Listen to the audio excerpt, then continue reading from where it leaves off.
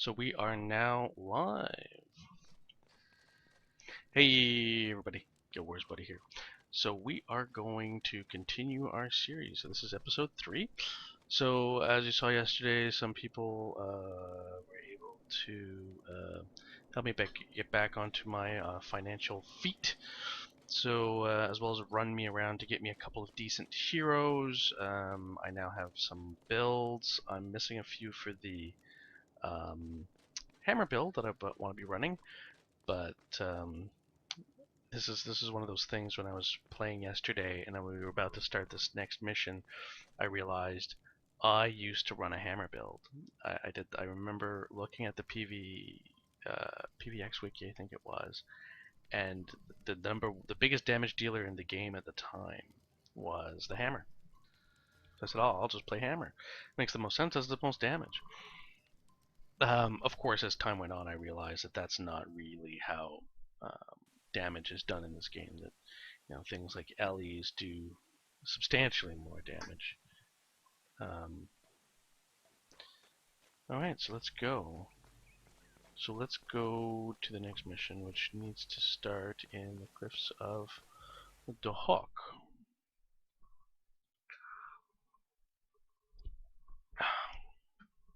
Oh, it tastes good. All right. So as you can see, my heroes are going to be fairly simple. I'm just going to be running with Milani because I need to level her up, Gwen and Ogden. Most of the builds are fairly standard ones. Nothing really out of the ordinary.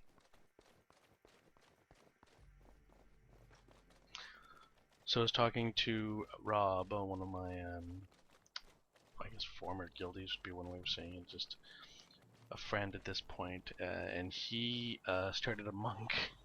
He started watching my series and realized, I've never made a monk. I want to play a monk.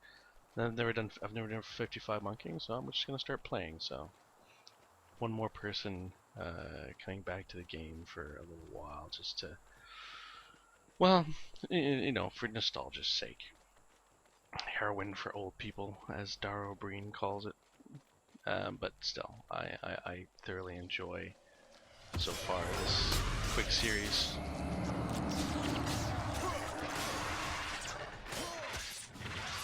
I could have sworn I had Whirlwind Attack in my bar, but I guess I took it out. I'll be putting that back in. I also have to remember how to use stances. Oh, that's a weird graphical glitch. Look at that. You can see right through that rock. I was going through old videos today in preparation for this video, and in part because my ultimate goal with this is to do the deep with this character, using the hero way, of course. But as I was going through the videos, I found a video from 6 years ago that I did with Magical Mike and Wooden Potatoes. And basically it was a speculation video. So what we did was we went through the deep and then afterwards watched the footage, and just commentated over it and talked about like what really we were looking at. What did we think we could, what's the word? This is just a speculation about the origin of Kanaksai.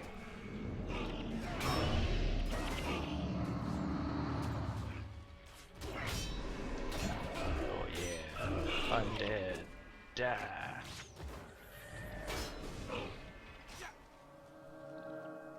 Okay.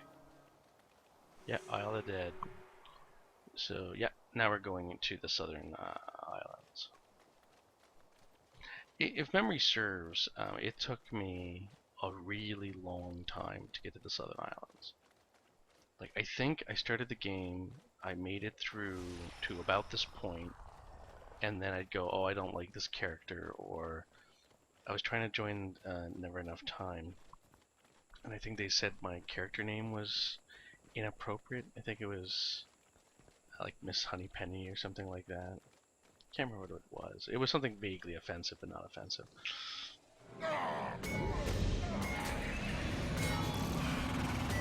So I remember it took me a while to get to this point. Also because I was still playing Battlefield 2 at the same time, so wasn't really focusing my attention on this game at all.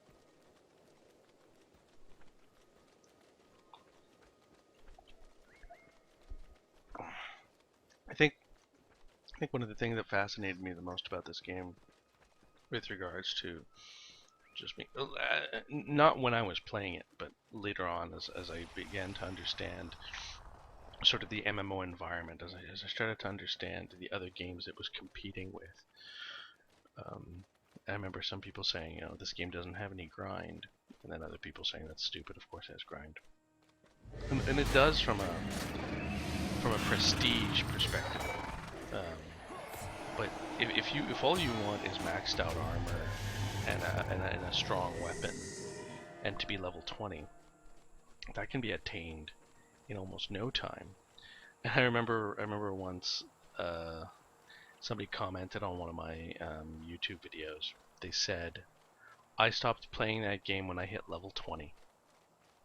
The level cap was level 20. I stopped playing the game when I hit level 20. and I forget my exact response, but my response was somewhere along the lines of, in actuality, level 20 is the tutorial. So what you just told me is you finished the tutorial and then you stopped playing the game. And I said, if you think that sounds crazy, then you should keep playing.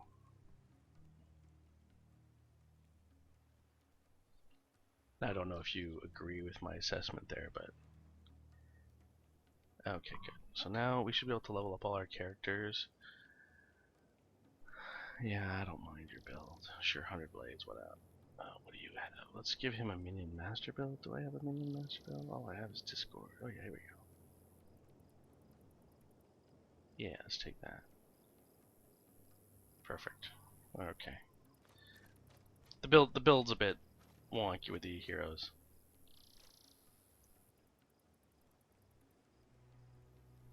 Well, thank you, Odu. I enjoyed making those videos, especially later on when I kind of knew what I was doing. I think I stopped with the pure build videos when the Nick the Traveler ones, when the answer was always the same: spirit spam. Just go spirit spam. If you spirit spam, you'll get the most items. It's the easiest, and it's runnable in this area. It was very rare that it required a 55 monk. By that point, smites were done. The 600 smite builds were gone. I think Magical Mike complained about it, and he was trying to find alternate builds to just to the spirit spam, which was sad that it had taken over. But before that, I mean, almost everybody. What did people run before that? I want to say something to do with the assassin. I don't want to say shadow, because that was for. Oh, what was the name of that?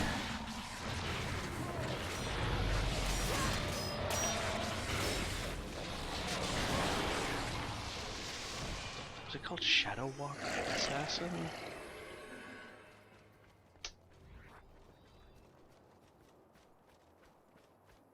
I think I managed to do the Drox run like once before the nerf. Like I successfully did it. I did it for somebody for like a tip. It was like 1K or something stupid like that, like a minuscule amount. And then almost immediately after, it got nerfed. Oh, keg bombing. When I get to Nightfall, that's gonna be when we start fighting the Vatirs, and I'm just bitching about those stupid mesmers. I think I'm gonna have to say that I'm frustrated because I remember keg bombing them.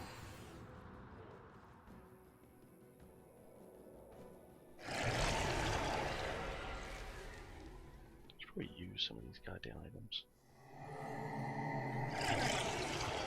There we go. Well, this is great. Now I run well ahead of my heroes. Because that's what you want to do.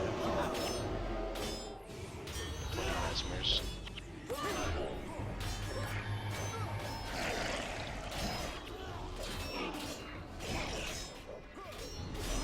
But it's going to be curious during this series and having people come back and talk to me about what it was that they liked about the series. You know, if they say stuff like, oh, I remember this particular build video, or I preferred the more speculation series that I did with other people. You know, the Nick the Traveler stuff, or...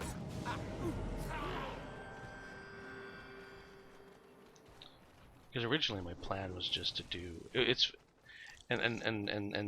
this is as if to almost prove my point of something I was saying yesterday, that the previous build videos before I started doing them, Mike was doing them as well, but previous build videos were loud music, zoomed out like crazy, nobody explaining, nobody dared to talk. I mean, I understand that a lot of people were young, like 14, 15, 16 years old. Maybe they didn't want to be mocked for their voice online. It's just sad. But what would happen is they just wouldn't talk. They wouldn't get a mic and explain what they were doing to anybody. And so I typed in the Deep and Guild Wars, and I think the third hit I got was somebody doing a tutorial where they did this. They took all their hero bars and they put them in large all across the screen like this, and they put really loud music, like extremely loud music, and zoomed out like crazy. And I was like, why would you make this video?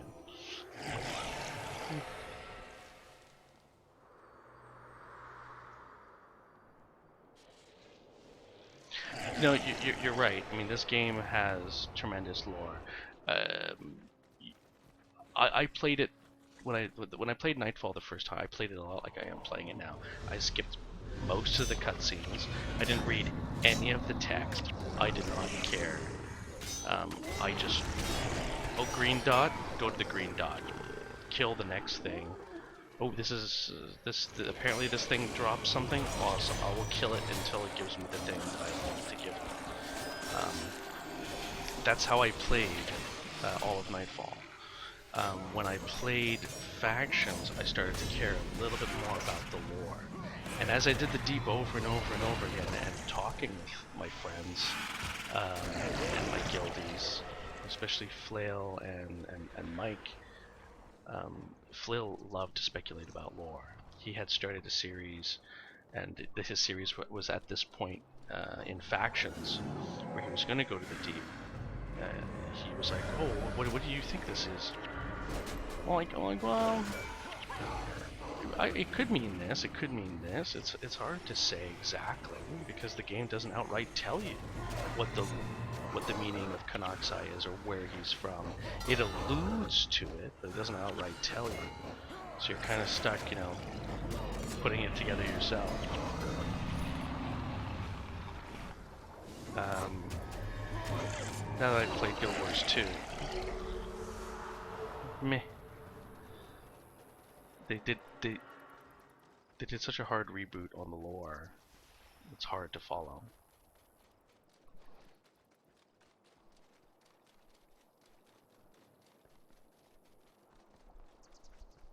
So want me to defeat this group or not? Sure. Alright.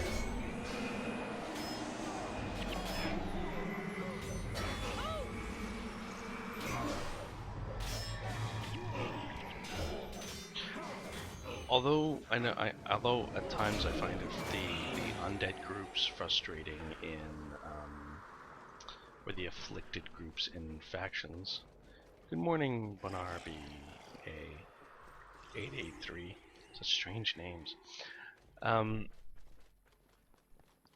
When we get to Factions, I am going to complain that most of the enemies are always the same exact group of afflicted. However, at least it was consistent. You know, there wasn't 17 million different forms of afflicted. There was just the afflicted, and you fought them, and it was there's a consistency to the story and the flavor of the enemies you were fighting that made a lot of sense to me, and I liked it for that. I don't think it was great, but it was pretty good. What I didn't like about Factions is just how confusing it is to navigate, especially after you've played this one. After you play Nightfall, because Nightfall is simple enough. It's got, right now, it's got roads you can follow. Like, you have a good idea where you're going and where you are. There aren't 5, 6, 7, 8, 9, 10 layers. Not that the cities actually have 10 layers, but you do get to this point where there's all these elevations, and you don't know, do I go down, do I go up, do I go sideways, does this lead back? If you don't have any run skills, it can take you a while.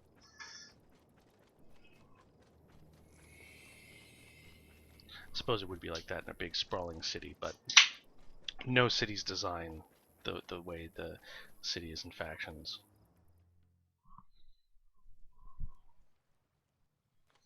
Alright, what's next? Dunkar, I have 40 unspent attribute points. Blah blah blah. Are you kidding me? Oh, for crying out. There we go.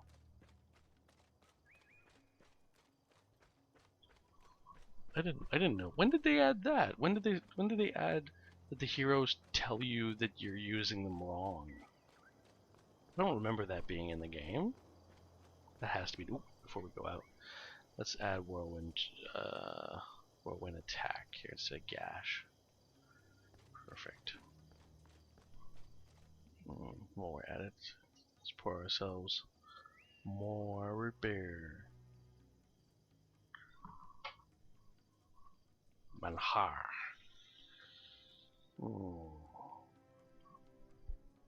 If those who don't know, manjar is Chilean for delicious. Alright.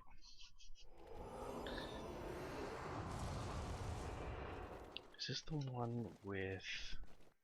There's some skills. There's some interesting things here. There's pop-ups. The Mandragore imps that pop out of the ground.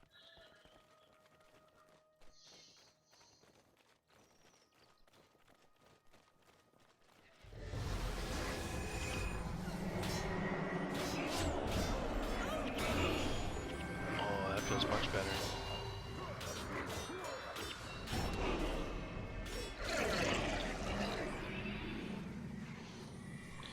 Should probably use our consumables.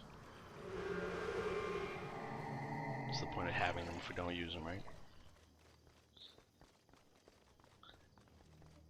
I think this was the first time when I got to these this area here that I died the most at the start of the game. There's a part where there's a hero pirate, and if you're just not careful, you can attract quite a lot of the Corsairs. And yeah, I just kept dying over and over and over again. And I think this is where I discovered if you die and your DP hits 60, you just get kicked out of the instance. Or am I remembering that wrong? I might be remembering that wrong. Do you get kicked out of the instance? Oh, here we go. The pop-ups.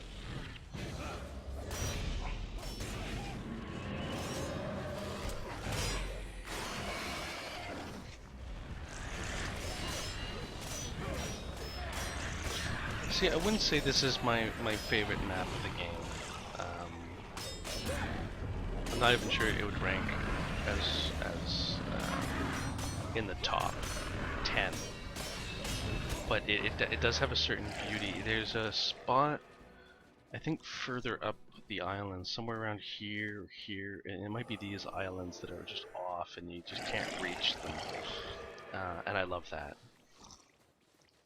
I love seeing them just a little further away. But here already you can start to see that we're getting sand. We're moving away from the forest. That's kind of... I don't know. I found it annoying to go into the sand and then be trapped in it for so much of this game. What are my favorite maps? Oh man, it's gonna come up a lot. The Deep for sure. There are chunks of the Jade Sea. Same thing with the Amber Forest. I find those areas, quite nice. There's a good half of factions. What's it called? Noob Island and factions is beautiful. Pre-Searing Ascon is pretty nice, although you have to understand that by the time I saw it, I had played through the 3 campaigns. Oh fuck, there are sections of Aya the North, because technically they count as part of, I guess you can count them as part of Tyria. Well, for sure they're parts of Tyria. They're just gorgeous. Just the trees and the water and just I don't know, I have this thing about foliage. It's just, I don't know why. I never understood my fascination with the greenery.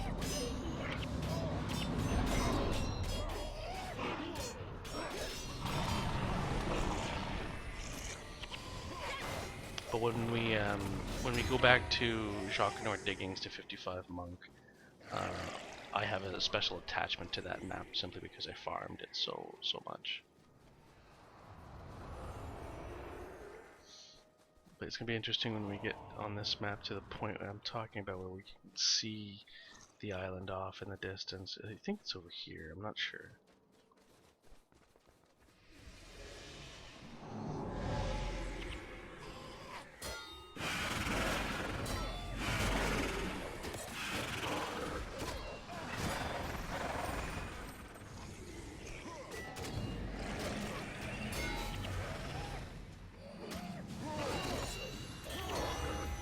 Man, I did not remember this mission forcing me to go this far into this map.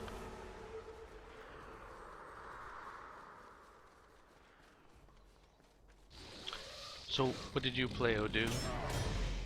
What character took your fancy? Were you like me and extremely boring, and your first character was a warrior? I remember I took a lot of grief about that. I forget who it was. They were just like, "Oh, you play warrior, you're boring." I think a lot of people, the first character they play is a ranger, and I never really got into the ranger. And I remember people complaining about that. Dervish, yeah. Dervish was an interesting, I think it was my 4th character. And back then it was stupidly overpowered in PvP. I remember the first time I played PvP with a Dervish and just Avatar of Balthazar and running into a group. It just felt ridiculously overpowered. Warrior, I liked the role of it. I enjoyed what I was, kind of taught how to play warrior. I found it interesting.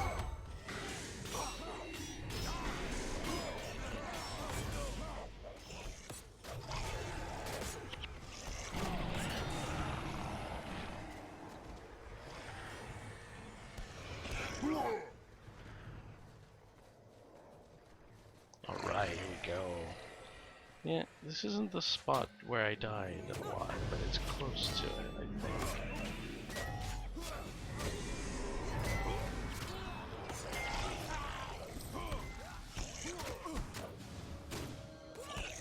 Oh yeah, certain scam.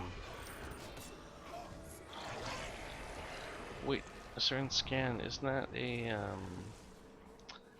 that's a PvE skill, isn't it? Did that work in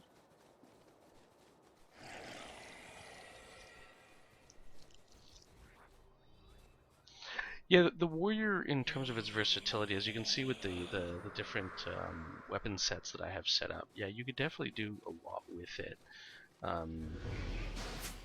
but there comes a point where if you're min-max, or if you're somebody who wants maximum efficiency, you're pretty much going to have to play 100 blades.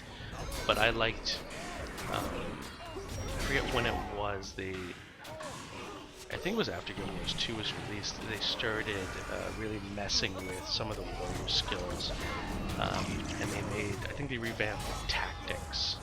Probably have a video about when they did that. And what was interesting is it made a whole bunch of other builds way more interesting. Like, especially there's an axe build that I run that uses soldier's stance, I think it is, and it used to be a really boring skill, and it pretty much made you dodge 75% of the time, which increased your survivability by so much. And that was really interesting. And then they revamped, I think, the hammer skills and made them more interesting. They tried something similar with the alley, but I'm not sure that it was as successful. When they tried to revamp it so that lightning and water and earth were more viable as options.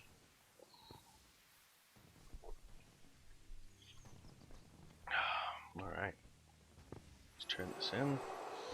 Next quest. Where am I going? We're going to the Sundocks. I wonder how far I got into this game before I realized that almost all the quests are based off of songs and things of that nature.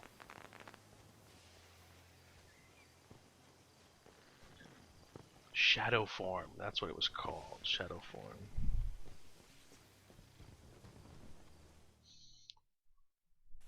Everyone was Shadow Form.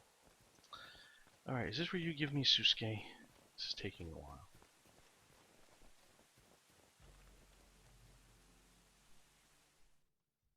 No, apparently I'm going to Kamadan. What the fuck is this? Why are we doing torment stuff? This is weird. Isn't this a connector mission? Isn't this like if you're arriving here from Cantha or something? Ooh, sugary blue drink.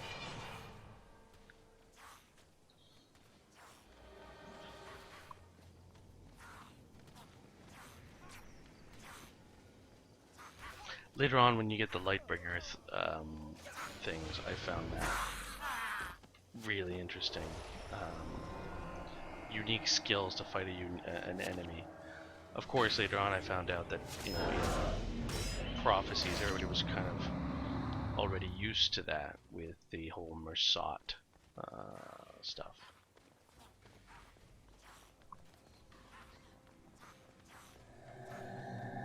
And then getting your armor maxed out with the Mersat was also pretty cool.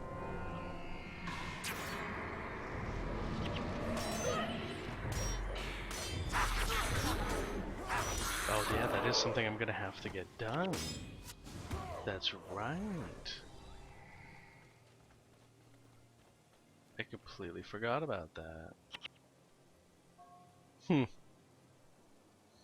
What's it called? It's like infused or something like that. Yeah, and I remember going on infusion runs with a warrior.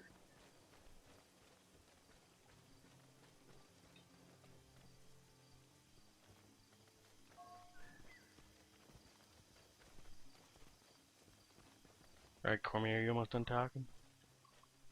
Talk and talk and talk and talk. And then soon we're gonna get Susuke instead of Jin, because Jin's useless.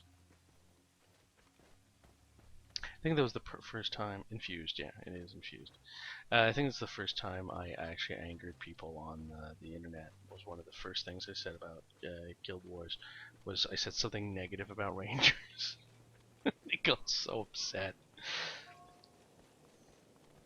You'd almost think I like this is insulted their grandmother or something.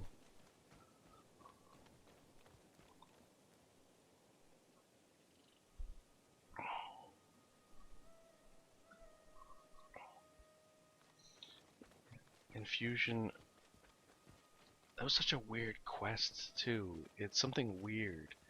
Like, bring me the corpse of an Analon. Isn't it this weird creature that... Isn't it almost... I remember it having tendrils of some description. It felt evil. I know that. Okay, what does it want me to do? Completed. Season for your reward. Oh, do I have to, like, resign or something to get out of here?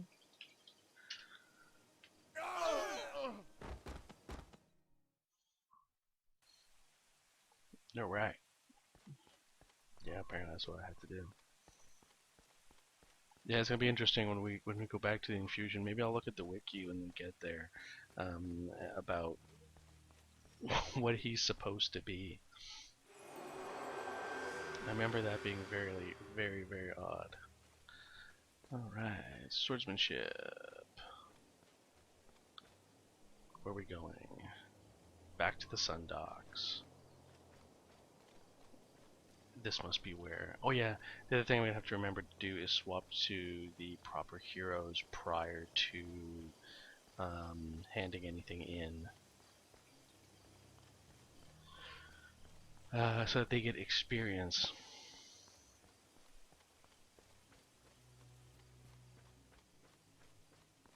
Do I have a blue drink? I do. Let's use that.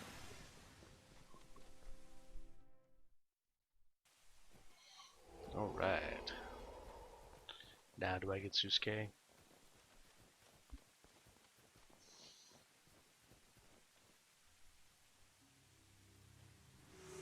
What's this special delivery thing?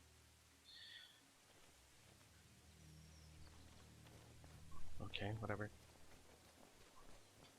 Now this quest is I should meet you in the plains of Jarin.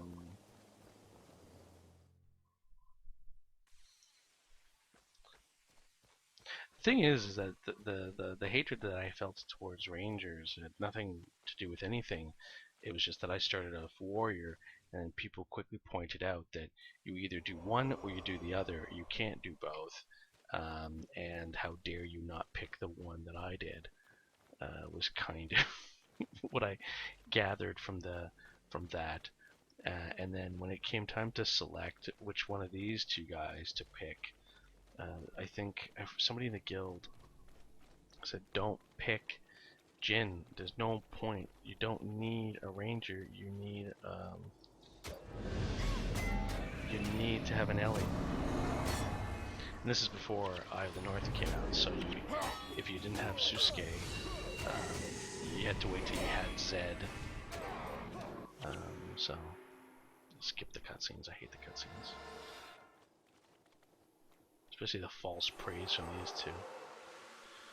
I want Susuke. Alright, now I go to the Astralarium.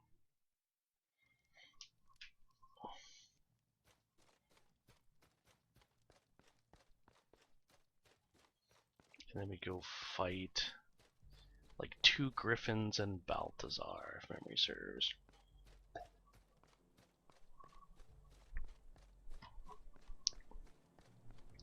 Yeah, this part I remember doing over and over and over again with every single one of my characters. Coming back here and doing this part. Somehow forgetting to talk to this stupid Sunspear Scout. Because I can't remember where it is. I think it's when we clear out the Sunspear Sanctuary on the mainland. There comes a point where they want you to reach, I think it's the next level above. I think it's like level 7 of Sunspear. So if you've been ignoring your Sunspear bounties, you're kind of screwed.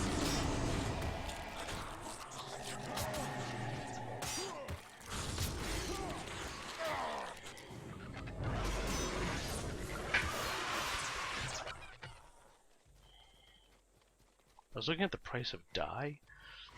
That has radically changed.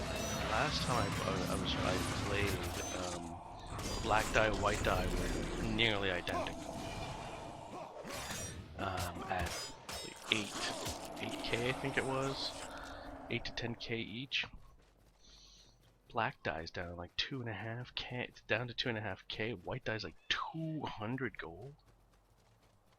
Sunspirit General, one of the first quests after you get the mail. Yeah, there you go, see.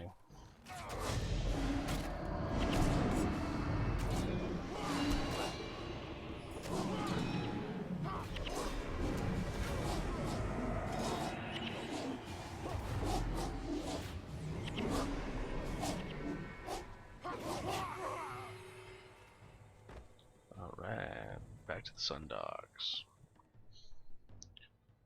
When somebody was helping me run through some of Nightfall and factions,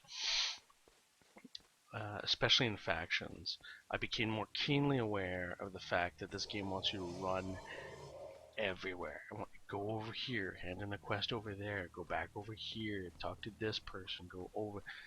It was so frustrating in factions in particular. I think at one point you have to run to the end of this map and then get told, no, you can't go here.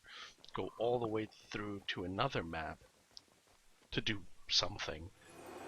And then they'll allow you to come back and have to go all the way through that area again, killing all the enemies as you go.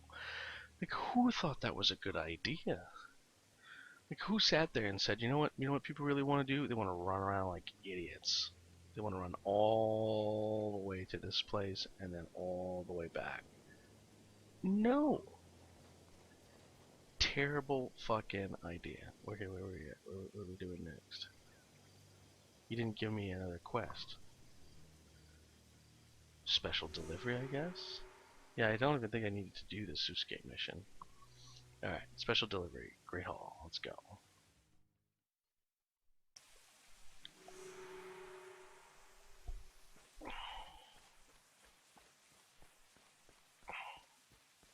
I think tomorrow I'll be drinking beer instead of root beer.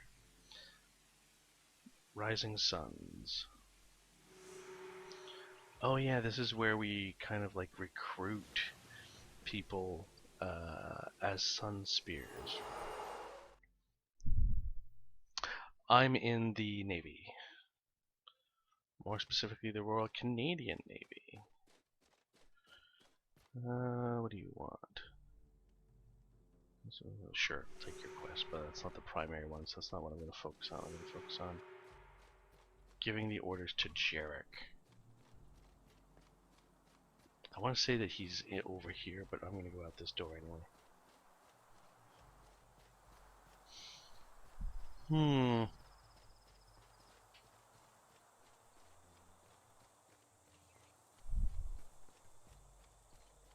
trying to remember how I used to farm Sunspirit points. Because you don't really have to grind for them, but you do need some. Alright, so where's this Jarek? What? For fuck's sake. Okay. Went to the wrong zone. That's my bad.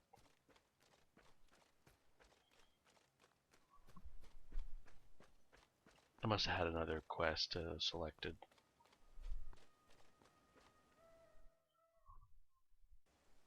Alright, where are you, Jarek? Alright, you're halfway across the map. Sweet. So... oh, yeah. Don't forget this. Alright. Now there's left undead and more scales.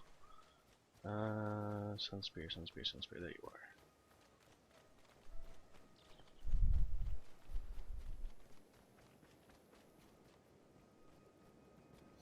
Good. I remember when the hard mode was released. I think it was with Eye of the North. But I remember it being a big deal. I remember a lot of people waiting for it.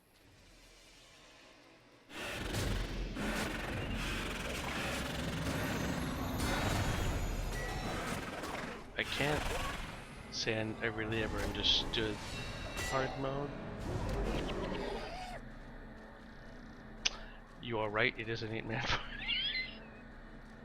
Well, let's go through it like this. It's fine. We got a fire imp, right? We should be fine. Hard mode was, I think, needed. I think a lot of people wanted more in-game content. I think that was a way of doing it. It made what I think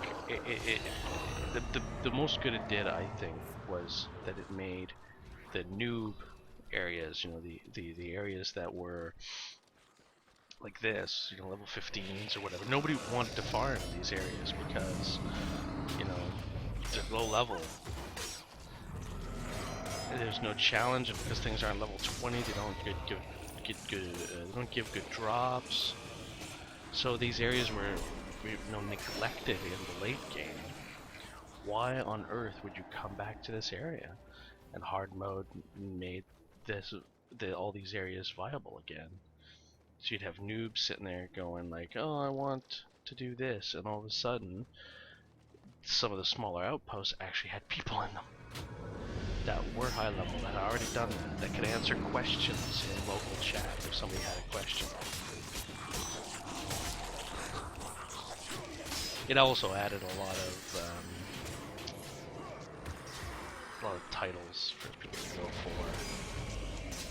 I think as for in terms of something really minor that extended the life of the game quite a lot, hard mode was one of them.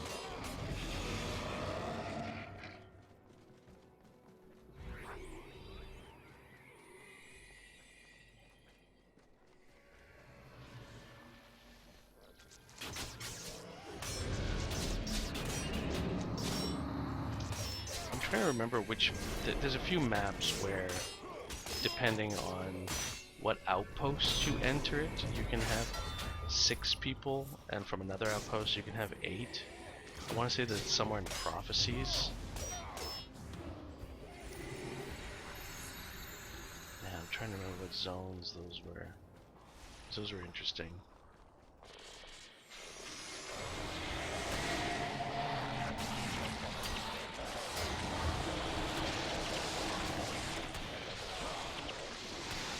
Well, it's funny you say that. There was a period where, yeah, local chat was being used for sure in smaller outposts. Spamadam always being full. There was a few periods after Eye of the North came out when, if you wanted to speak to somebody from an international district, you needed to go to Kaining Center. If you wanted general questing stuff, a lot of people were in Eye of the North. I remember Foe was full of people. And at times there were more people there than there were in Spamadan.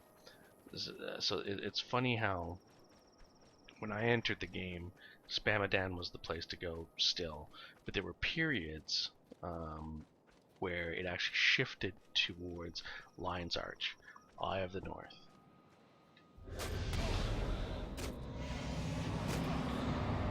And that, I find that interesting. Also that I went back to Spamadan. Although I always hated the whole power trading thing that was happening in Spamadan all the time.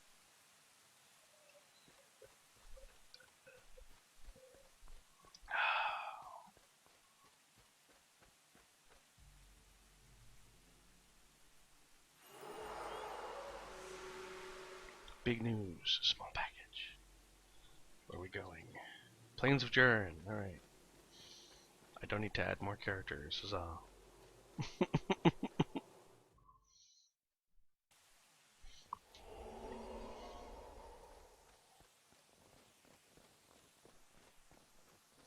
Is this where we pick up a warthog? What are we doing here? Like look at this. Why? Why did I have to come out here and talk to this motherfucker if he was just going to send me somewhere else? I have to go all the way to the keys. Imagine if I was walking and not just going to go click and go. Why did I have to go to the Plains of Jern just to hear him speak a couple of words and then leave? Like, that's just bad game design in my mind. Sure, I will take your quests. Might not do them, but take them. Alright, Kos, Elias, Dunkoro, Susuke. What's Susuke running? Well, he's a Searing Flames Ellie now.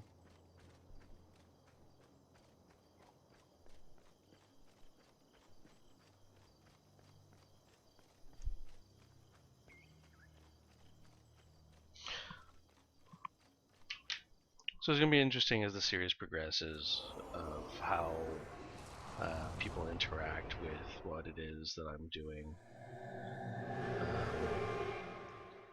I know this doesn't make, quote, good YouTube in a lot of ways, because, you know,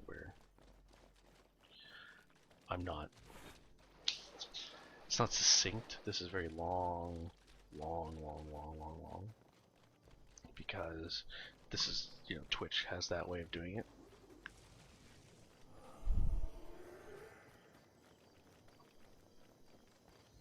Yeah, dude, definitely. When we get to the deep, it's gonna be fun to have.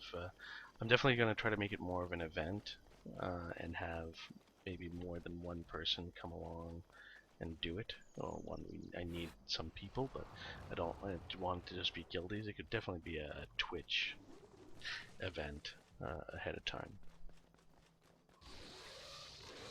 But I think it's interesting that Twitch has more of a long form methodology where, okay, if you do a 3-hour video, that's totally viable. Nobody really is bothered by it. But when I used to make YouTube videos, they were always extremely short. But that's because they had to be.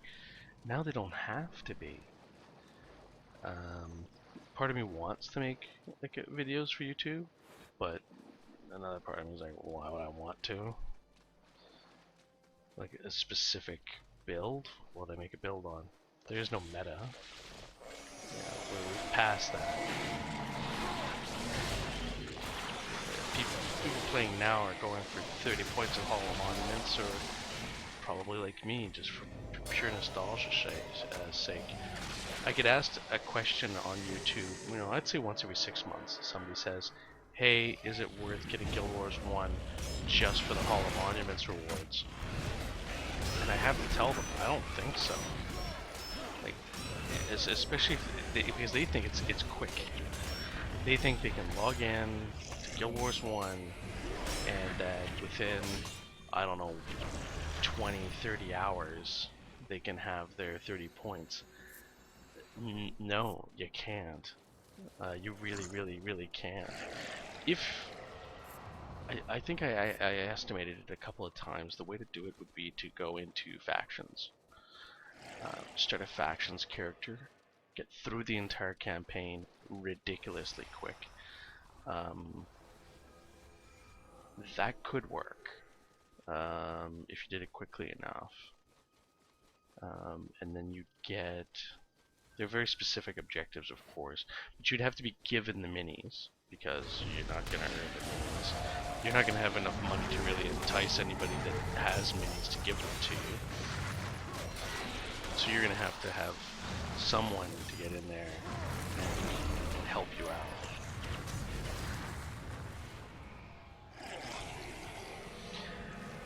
I mean, Odu, you're right. Guild Wars 1 is an amazing game, and I you know, thoroughly loved it in its time. That being said, compared to Guild Wars 2, it is a very different beast. I remember people not wanting to play Guild Wars 1 or having trouble starting to play it for the simple fact that you couldn't jump. You know what I mean? So for someone who says, yeah, I want to go play Guild Wars 1, I've never played it. All I've played is Guild Wars 2. I'm sure it's going to be great. That's a tough sell. You know, you run the risk of making them play it and them within 15-20 hours thinking, wow, I just wasted a lot of time and money for no reason. I mean, it's not like it's gotten particularly cheap. I was looking at the cost of, you know, expansions and that just today, because I was thinking, oh, maybe I'd want a makeover kit. I thought maybe I had some left over. I didn't. It's still $10 US for a makeover kit. Why? Like, I understand, you know, that's how they kind of make their money, but the game's pretty old, and a lot of the in-store purchases like that should be a lot cheaper. I don't know, maybe they're still selling them at that price, and they don't see a need to bring them down, but I'm curious when they have a sale. Like, do they sell twice as many or 100 times as many? And what does it cost them? Like, think about it. The makeover stuff. What does it cost them? Nothing.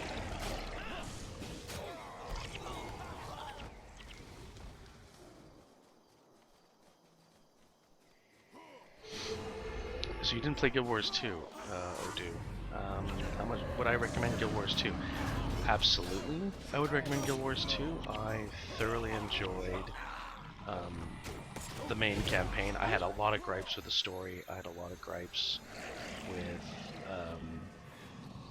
with the gameplay. There were things I disagreed with, but I still think it's a good game. It's not for me anymore. Ooh, I'll take staff. But it was a very good game. It's too bad that I disagreed with it so much. I wouldn't get Heart of Thorns necessarily, but you know, I am biased. I am biased against it. So I love that island. I love the fact that you can't reach it. Part of me wanted to like them add a boat so that we could actually go to it. That would never work. I can't imagine you could ever build a stone structure that way. Like that neck, that would need so much support. Something would crack. You have to keep in mind this is the ocean, right? Like look at where this is pointing. Even if this is a wild ocean, it must still be pretty fucking harsh on that stone. Alright, these are for trade relations. Where is this? Trade relations. How many of these? Gather 20. I need 4 more. Okay, good.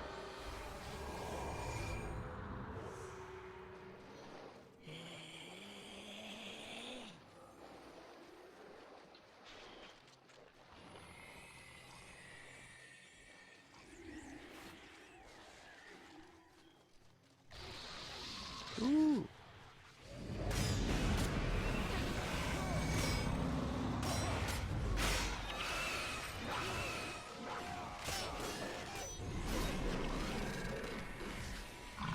Why am I losing all these commoners?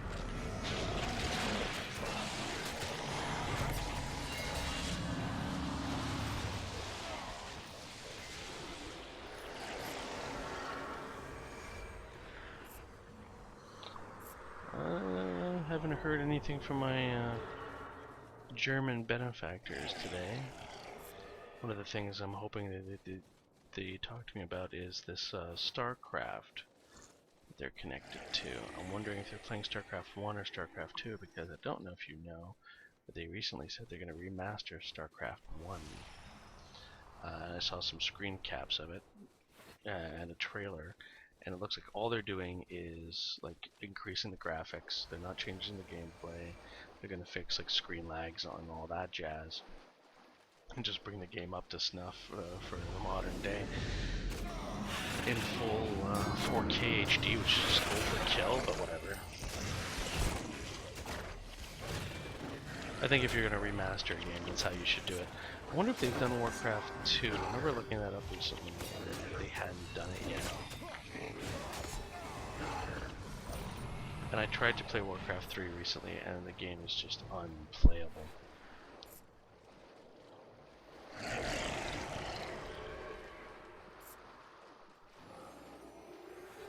Okay, I'll spend my attribute points.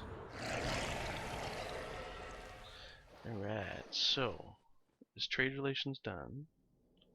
Should be. Yes, it is. So now we can finish big new small packages.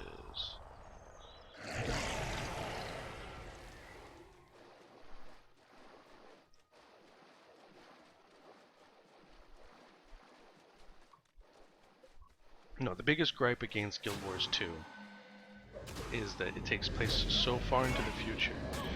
It's just a massive reset button on the lore. And then one of the things they sold people on in the main campaign was that your choices really mattered. It really made a difference. And I remember in the guild, there was a few people that were running ahead fairly quickly. Like they were just determined to get further and further into the game.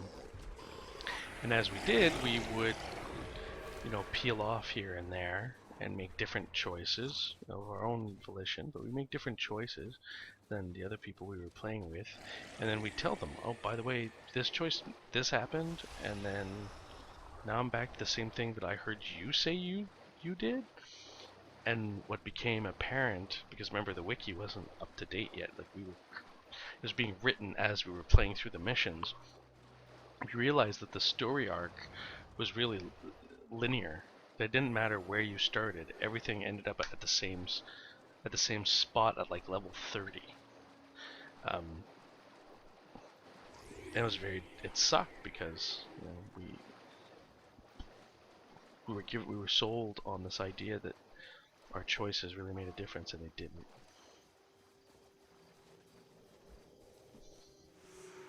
Alright, quest done. Fucking planes of joke. Let's hand in... Well, we've cleared most of this map, we may as well do this one in two.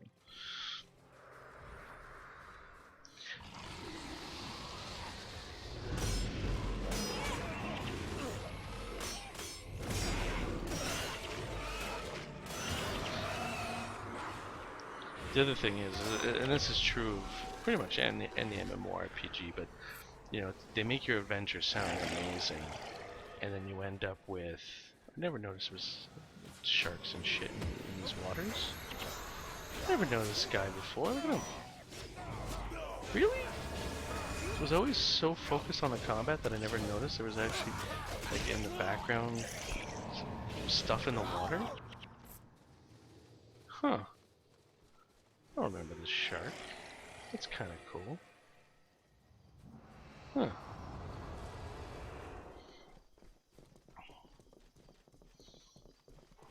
I'm trying to remember the name of the general in Guild Wars 2 that takes credit for everything you do and does nothing. It was so annoying. What was his name? Something Thorn. Anyways, if you do end up playing it, I mean, it's a good game. But there are bits that are a bit annoying. One of which is the fact that you're working for a general who basically sends you on little fucking errands and then takes credit for your actions. And you're like, where were you? What do you mean you can't go on this next mission? Bullshit.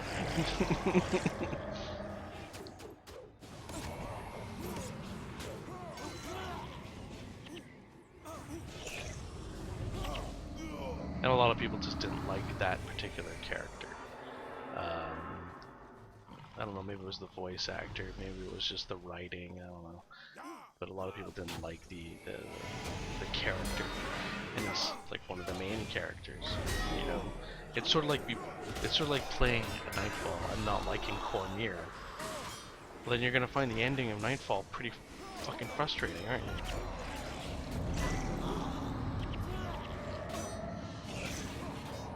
Or playing through, what's his name? Is it Memelo? Is it Memelo in Cantha? Or or Togo? There's just a few characters. If you don't like them, that entire campaign's kind of ruined. Then this one you have Koss, Maloney, Cormier.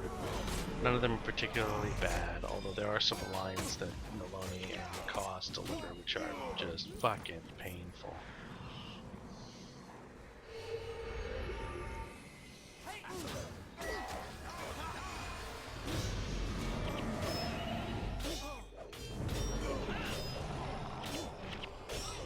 Come on, just die. Just die. There you go. Good. Memlon Master Togo. Yeah, it's strange that that becomes your favorite campaign, right? In part because it's short, in part because, I mean, Shiro is such an interesting villain. Who was I talking to about it that I described him as Faustian? But he's also manipulated, right? He's so... It's almost like he's a Macbeth character. You know what I mean? He's told, oh, well, you know, if you don't do it, somebody else will, and then you're gonna get killed. That would be bad. You know, you should really do this yourself. And it ends up just fucking him over, right?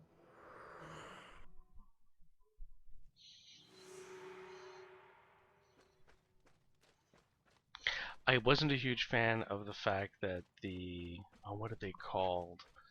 The heralds, the people who, you know, bring you to the afterlife, that they let you die, and then they bring you back and they go, oh yeah, now you're in our debt and you have to do what we say. Yeah, it was well written. Corin Dog has left the server. There was a little bit of a, you know, a kind of a Deus Ex Machina at that point, you know, like kill all the characters and then bring them all right back. That's for 15 cents per. That feels like nothing. Then again, I only have that many. Okay, I'll hand in this quest here. Big new small packages, and we'll keep moving on with the story. Let's go back to the plains of Jaren.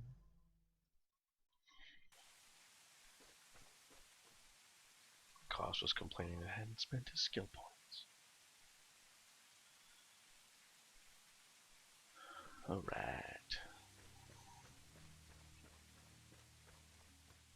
I always find other people's guild names interesting.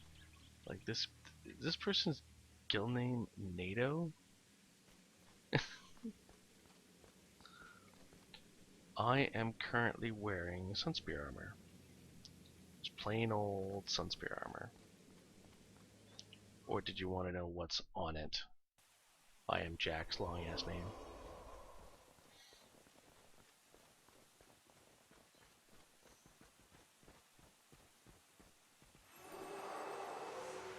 Ooh, I get Talcora, the princess, if memory serves. Alright, Odu, have a good night. Thanks for watching. The type of armor, yeah, it's Sunspear. If you want to know what runes are on it, I'll just hover over them here. So they're all Sentinel. So there you go, plus 20, plus 20, plus 20, plus 20. And then I've got Swordsmanship Helm with a +1 to Swordsmanship. I've got a Superior Vigor on this, on the Cuirass. Strength on the Gauntlet. Leggings of Vitae, and Clarity. Yeah, reduce of blind and weakness, etc.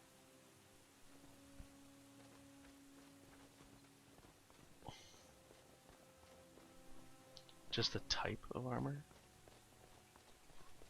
Oh, whatever. Answered your question, damn it.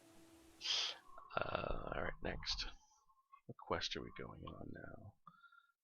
Following the trail. Do I have to bring Talcora? What a useless piece of shit she can be. Where is she? It's not that I hate Talcora, but... Yeah, I know I answered it twice. Just want to make sure you knew, man. Make sure you knew. Oh, let's give her Ogden's build. There you go.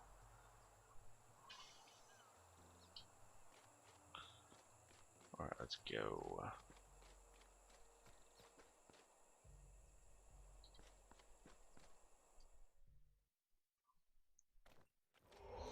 getting this weird artifacts every time I enter and exit a zone, which I don't get when I'm not streaming. So I don't know why the streaming is doing that.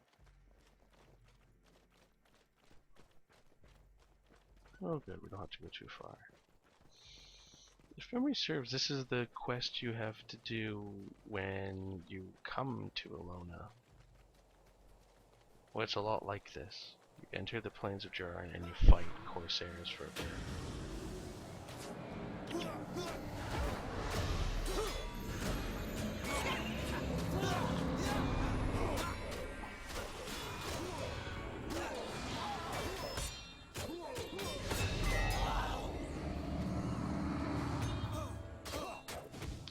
Alright, Talcora, where are we going now? We've killed all these guys. Oh yeah, cryptic scroll. There we go. Describes a meeting point somewhere down the bog. Alright, let's go.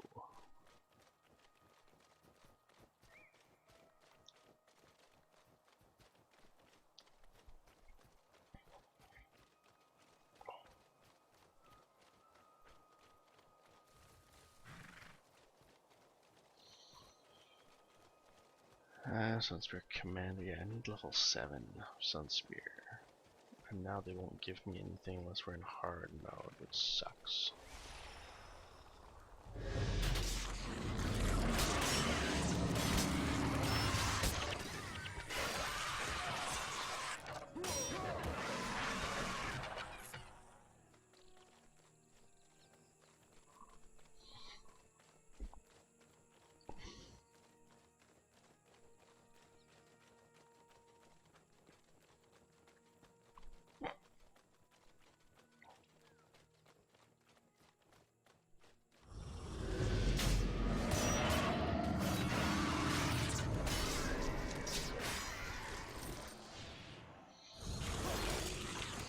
That's the thing we haven't really checked as we've been progressing through the main quest line, is how much gold are we being given.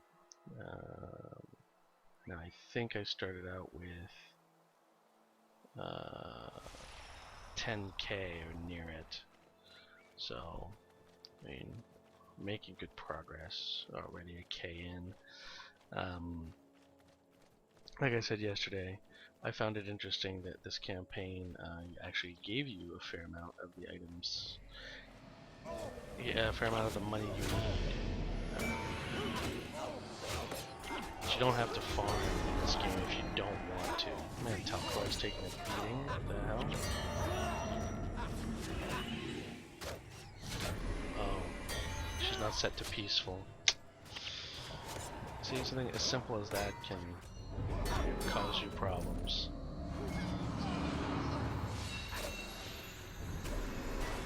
Doesn't help that my character's drunk though.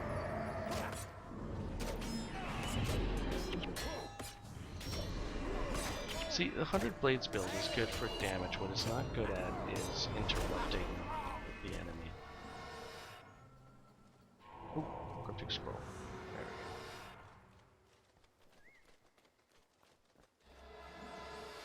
we go. Ooh, the boss. So we avoided this boss the other day because we weren't high enough level. Now we should be high enough to be able to kill him. This is where interrupt skills usually come in. But we have a mesmer, so. Oh, yay, crafting materials.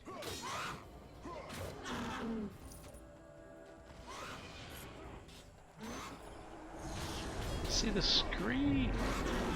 The scree, especially when we get to the mainland, and we're going to be facing a lot more of these fucking screes.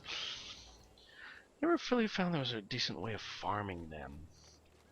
There's a lot of other things are easy to farm, or, you know, the scree, because they often have a healer, it just makes things more complicated than it needs to be. Because you have to take the healers into consideration. What the fuck? Is this a dead end? I don't want to go down there, so that means I have to go around. Okay. What? Oh. Okay. So those are how much I go on this map. I don't forget to use my consumables again. gonna try to like, write a note to myself to remember to take consumables every time I come back into a map.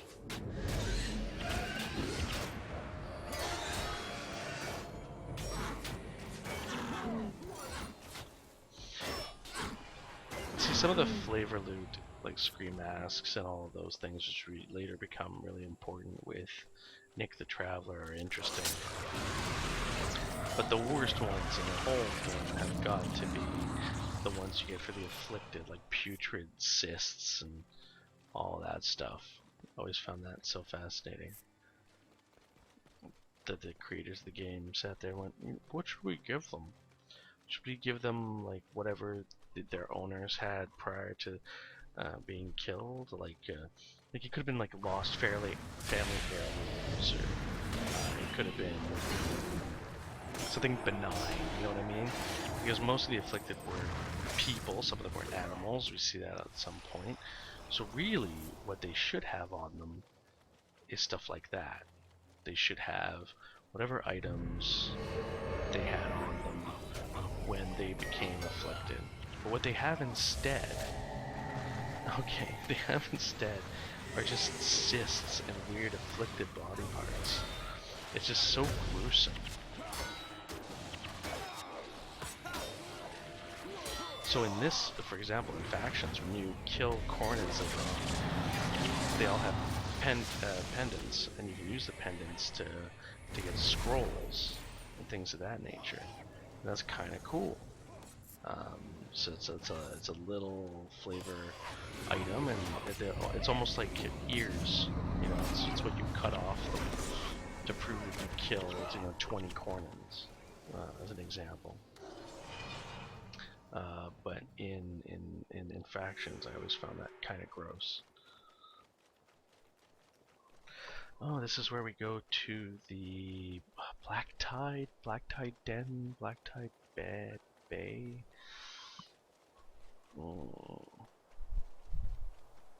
Can't remember the name of it.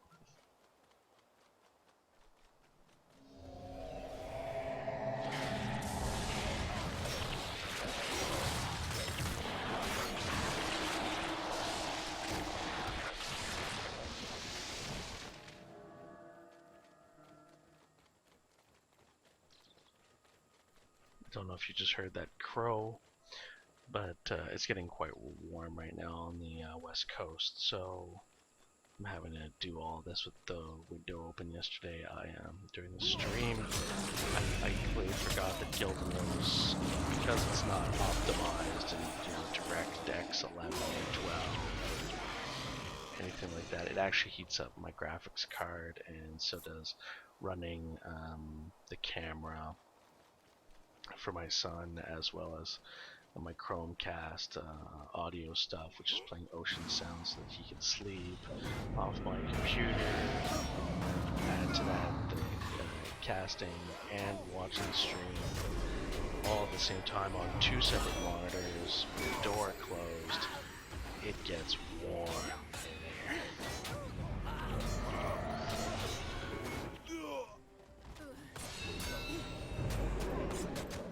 It's going to be interesting if we continue to stream throughout the summer, because I'm going to have to find a way of cooling this place down. I mean, I have ACs in the rest of the house, but while everybody sleeps, I tend to keep the door closed.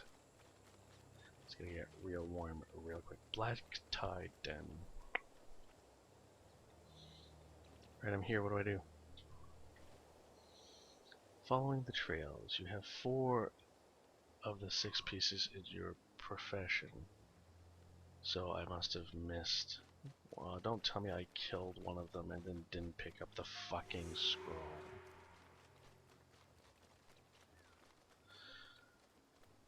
Oh no, okay, good. I just have to go over here and kill him, and then I get to go into Black Tide Den. If memory serves, Black Tide Den is the first place you get decent armor. It's not the best, but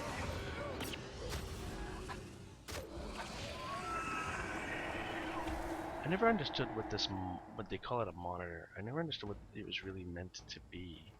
It's sort of like a snake mixed with like a raptor mixed with something else.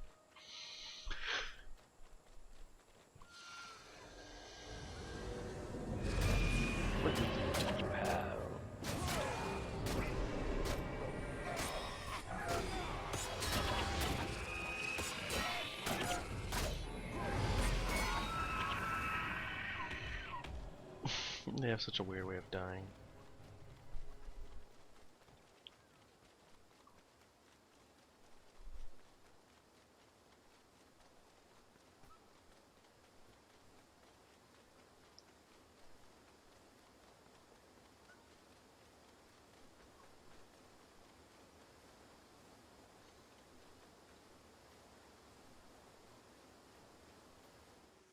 Oh, here we go.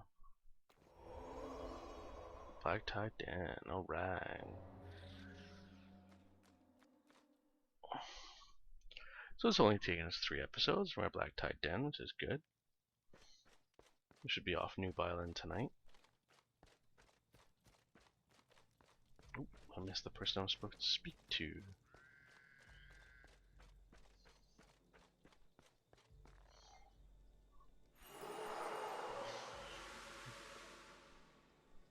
Alright, what characters are required for this mission?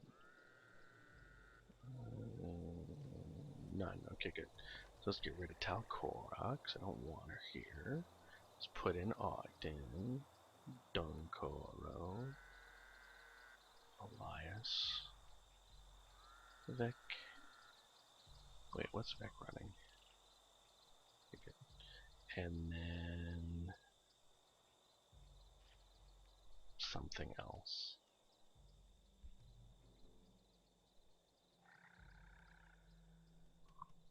Seems like overkill, but whatever. Lots of Ellies. Yeah, yeah. Alright. Yeah, what armor do you get here?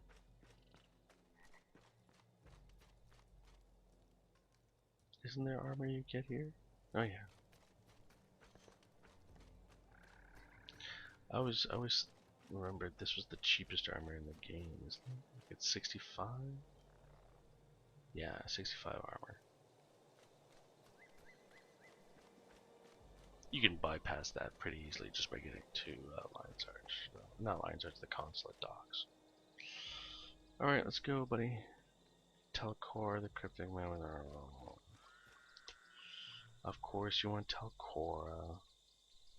You wouldn't want the princess along. Is anybody else missing skills that haven't been distributed? Yeah, Susuke. There you go. A den.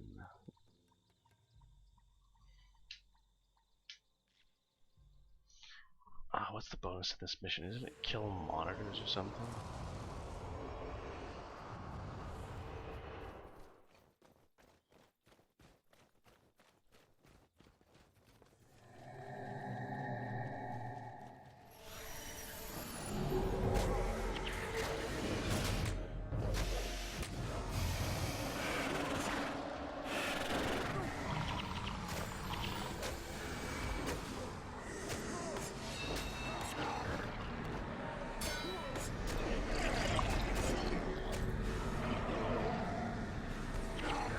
I remember really not liking this map.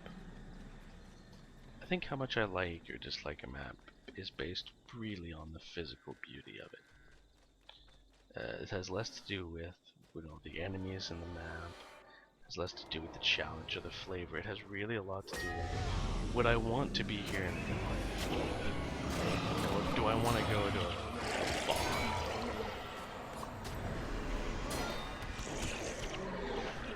And it has nothing to do with, realism.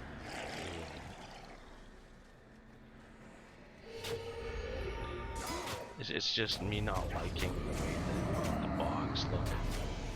I'm sure how do I want to say this? I'm sure they made a lot of effort into making this a pretty area. But it's just kind of bleh. To me, they should have made all the areas beautiful. Lobby's going to be interesting when we get there. It's nice.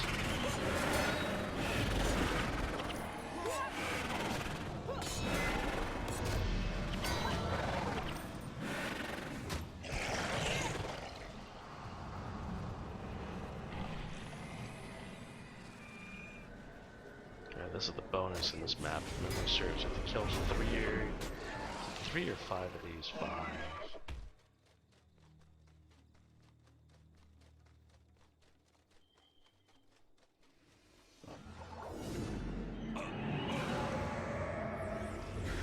don't really plan on doing the bonuses, but most of the bonuses are just do this quickly.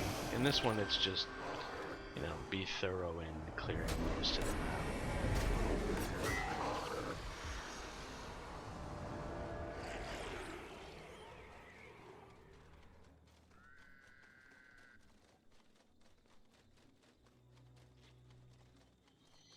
Oh, hey, Cronin guards. I'm dressed like you. Should let me through.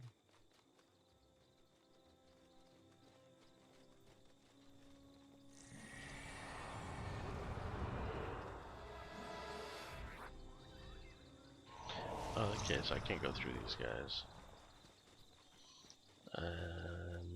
Yeah.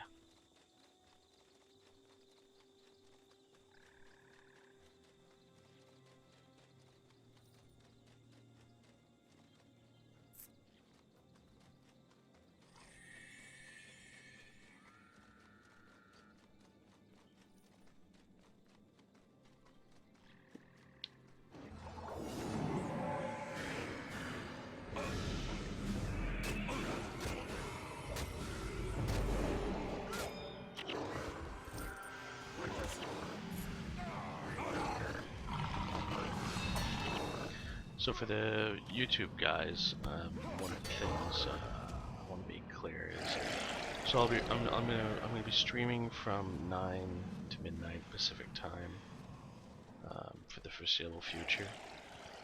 Like I said, this isn't necessarily a time frame that's amazing, but it is the most useful for me because that's when my son goes to bed, and it allows me to, you know, to focus on him throughout the day. And he goes to bed, my wife goes to bed around 8.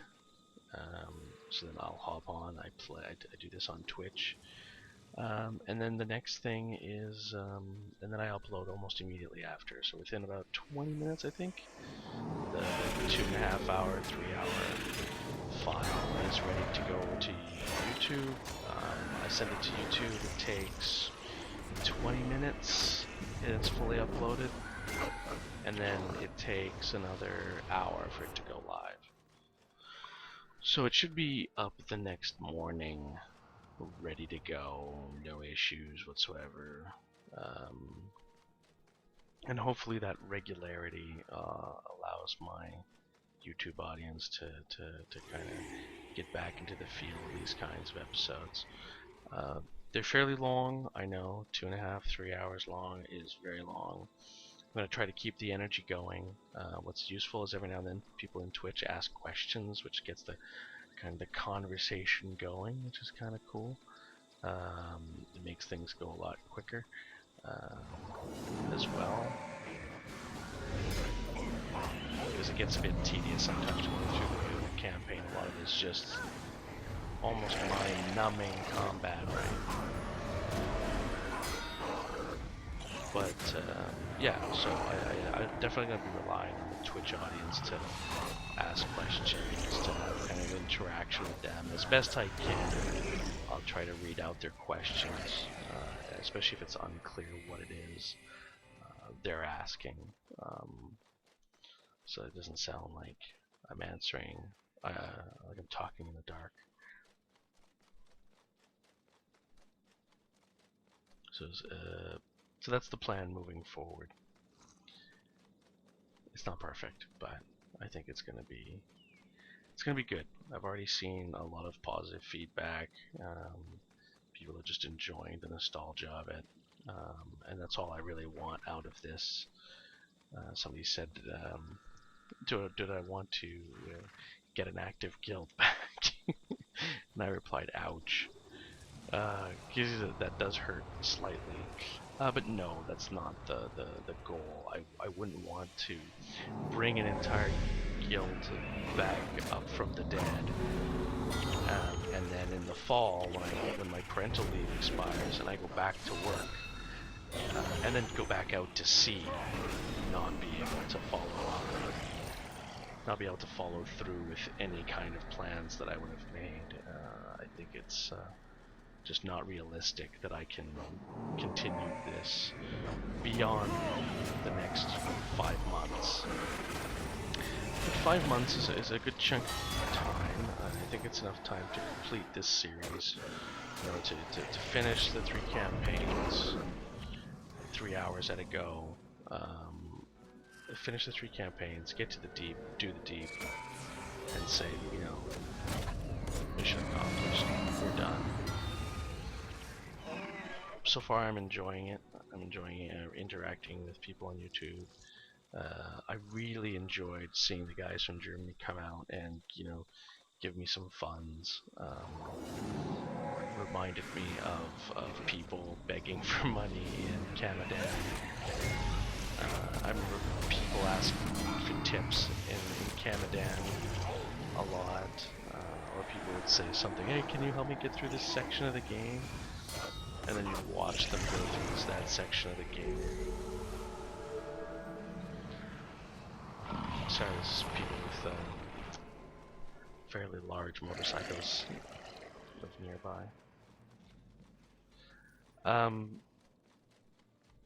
But yeah, it's going to be interesting moving forward to see how the Twitch and Facebook, not Facebook, the Twitch and YouTube audiences interact with each other. I don't know how much overlap there is, because the names on Facebook don't always, YouTube don't always match the names in Twitch.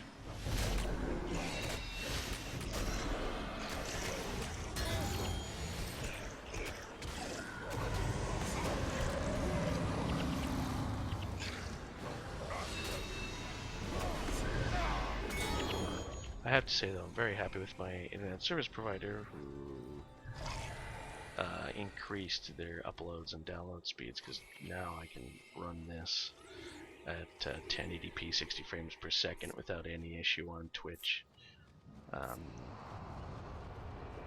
which is just phenomenal. I can also watch my own stream at that resolution and it works fine. It doesn't slow down my computer in any way, shape, or form.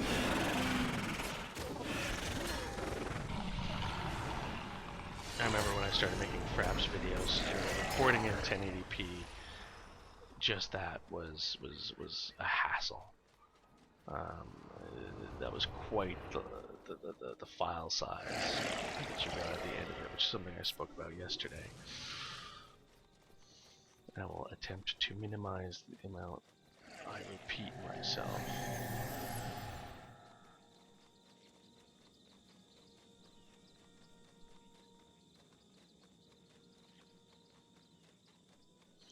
Probably shouldn't be going for the bonus on this mission, but whatever.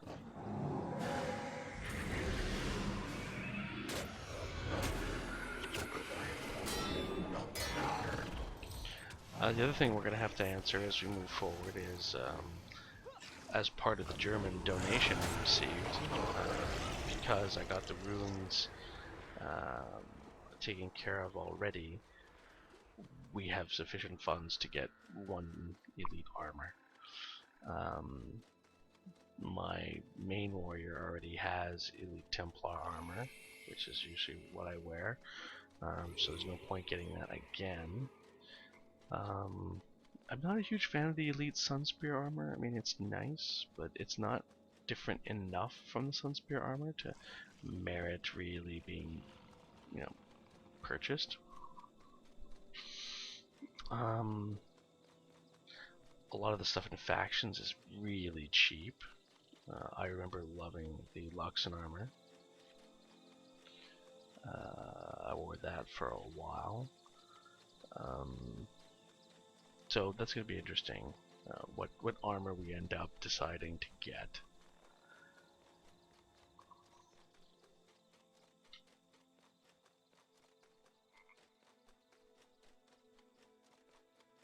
Wait, can I go this way? Is this the way I'm supposed to go? I think so for the monitors. I'm trying to think what other armor it was really nice. I never found obby armor very attractive. What else is there? It's nice. I remember looking at all the prestige armors. It took me a long time to lock on to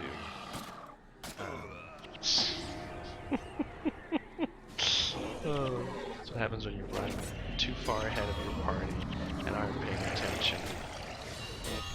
It's like, oh, everybody's gonna follow me. That's fine. I'm just running like a crazy person.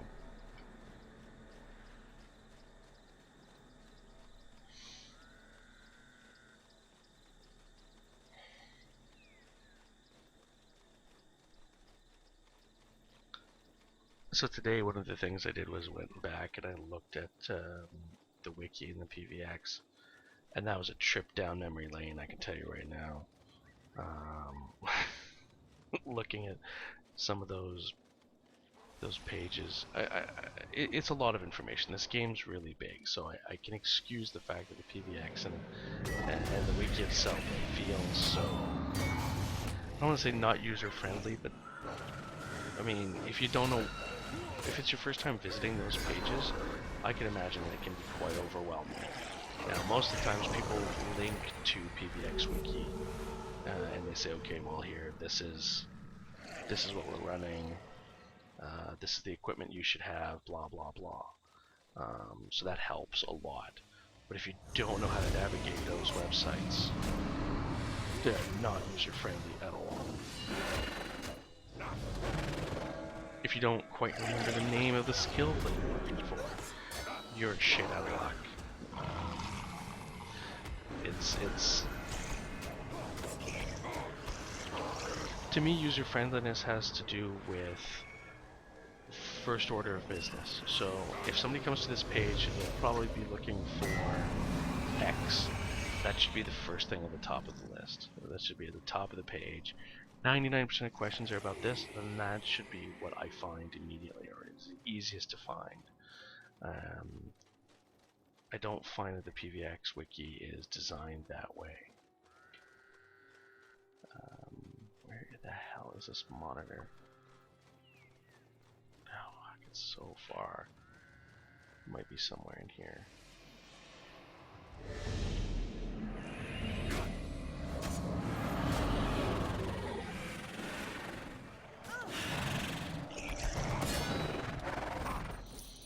And I didn't even know about really that kind of organizational style until I started watching Adam Savage on Tested. Because that's the thing he does, is when he sets up his workshop, it's all about not having to pull out a drawer and putting things in an order of what's the thing I use the most. Then that should be the most prominent, easy to find item of all. I don't use this item, then it doesn't need to be prominent. And I think websites have to be designed in that way. They have to. Yeah, just for ease of use. So that's part of what I was going through today when I was going back through PVX Wiki and just thinking, oh man, look at this page, what am I looking for again? Oh yeah, I'm looking for the 100 Blades build and what equipment they recommend. So I started going through it and going, oh, okay, this is the build I want. That makes sense.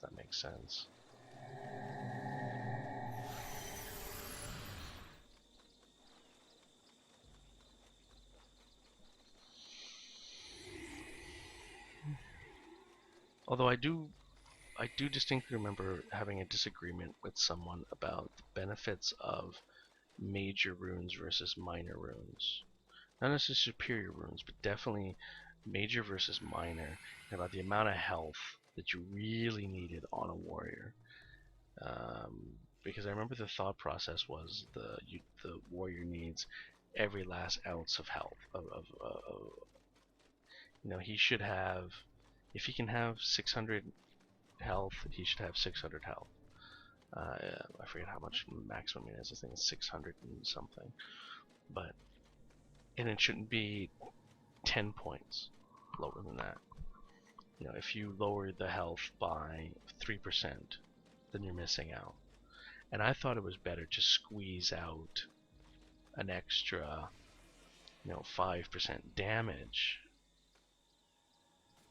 than it was to squeeze out 5% more health. I don't know. I always saw the role of the warrior to be more damage than I did health and armor. And maybe I'm wrong. I mean, definitely there later on when I made the tanking builds, I argued that health was important and armor was important, but it's not everything. And sometimes getting a major rune means, yeah, you sacrifice a little bit of health, but what you get out of it is just so much better.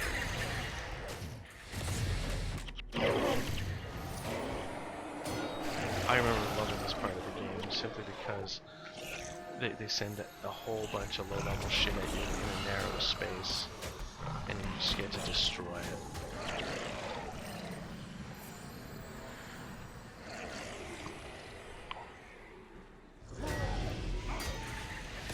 It's weird, the Twitch crew is mainly come and gone. Viewership on Twitch has dropped dramatically since I entered Black Tide Den.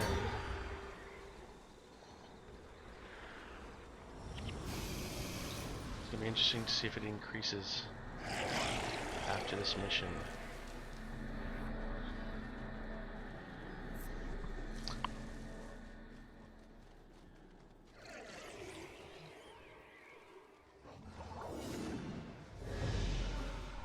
I cast Other Blades a bit too early there.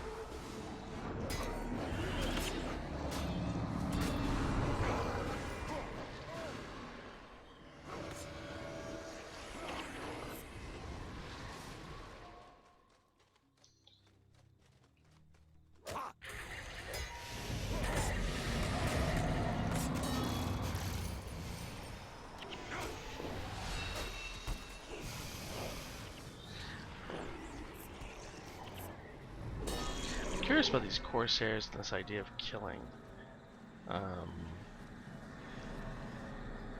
Because pirates weren't really about killing. Well, it depends on, like, it's on the year. When in history we're talking, if we want to talk about pirates. But in the ancient world, piracy was all about slavery and ransom.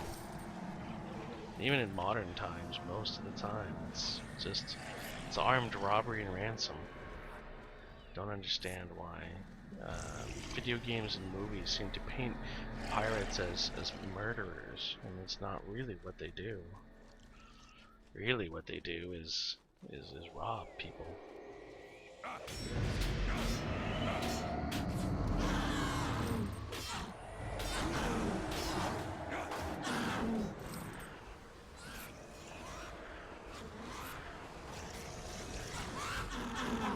It is a video game, and it's something that sometimes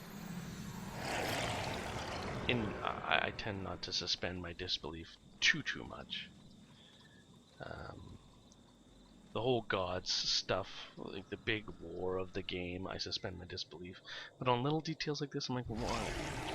Why did you bother making them pirates if you weren't going to make them act like pirates? It is kind of the thing I have. For example, there are some swords that just don't work as swords. Like they wouldn't. Anybody designing a sword wouldn't design it that way. I mean, what I accept as a sword that works, that's a functional weapon, has changed since I started watching Men-at-Arms Reforged, simply because, you know, in their demos you see them actually use these weird swords that I don't understand how they would actually work. And they work. They do actually function quite well. So, you know, I'd have to look again at the swords that I thought wouldn't function as a proper weapon.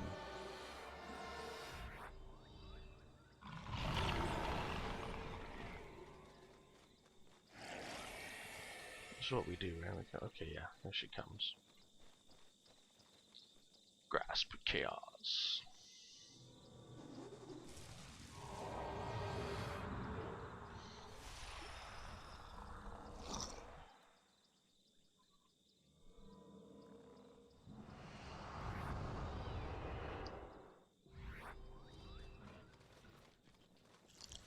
Alright, have your little talk.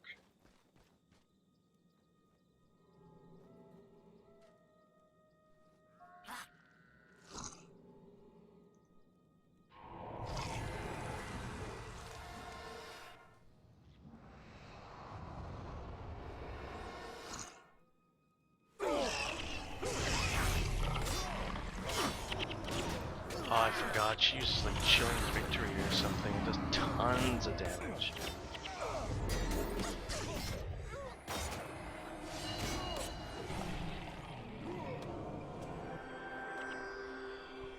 Alright, did we get Master on this mission?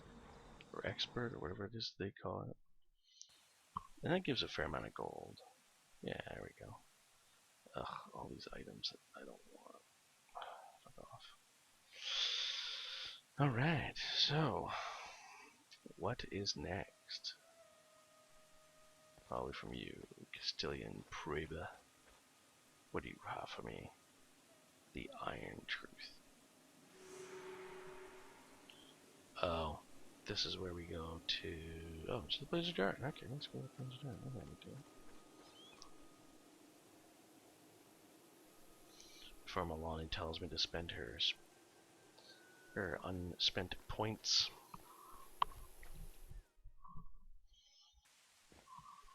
So where are we now? Right, I'm on the Plains of Jaren. Alright, jerk. What do you have to say? You're gonna tell me I didn't bring the right person, did I? Okay, good. Back to Black Tide Den for some reason.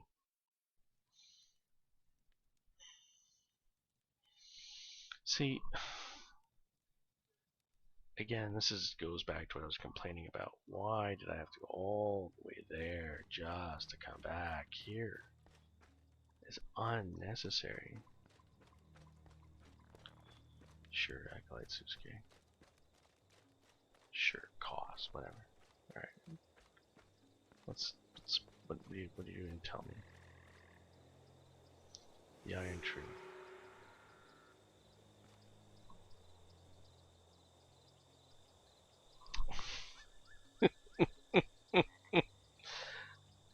Go talk to this person, then talk to that person. It's shit like this that bothered me a lot in factions. In Nightfall, I really didn't pay too much attention to it because I was still too wrapped up in the mechanics of the game.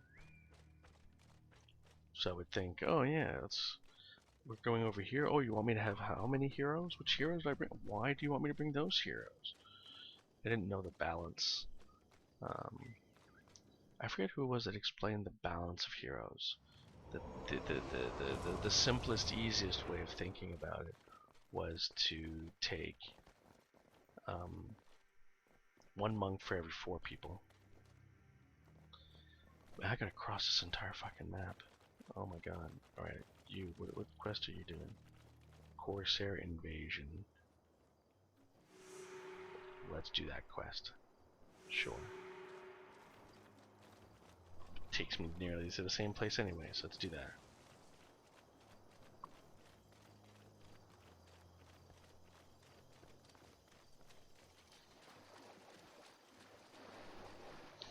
Okay, so pie, birthday cake, baking stone, thing to increase my experience.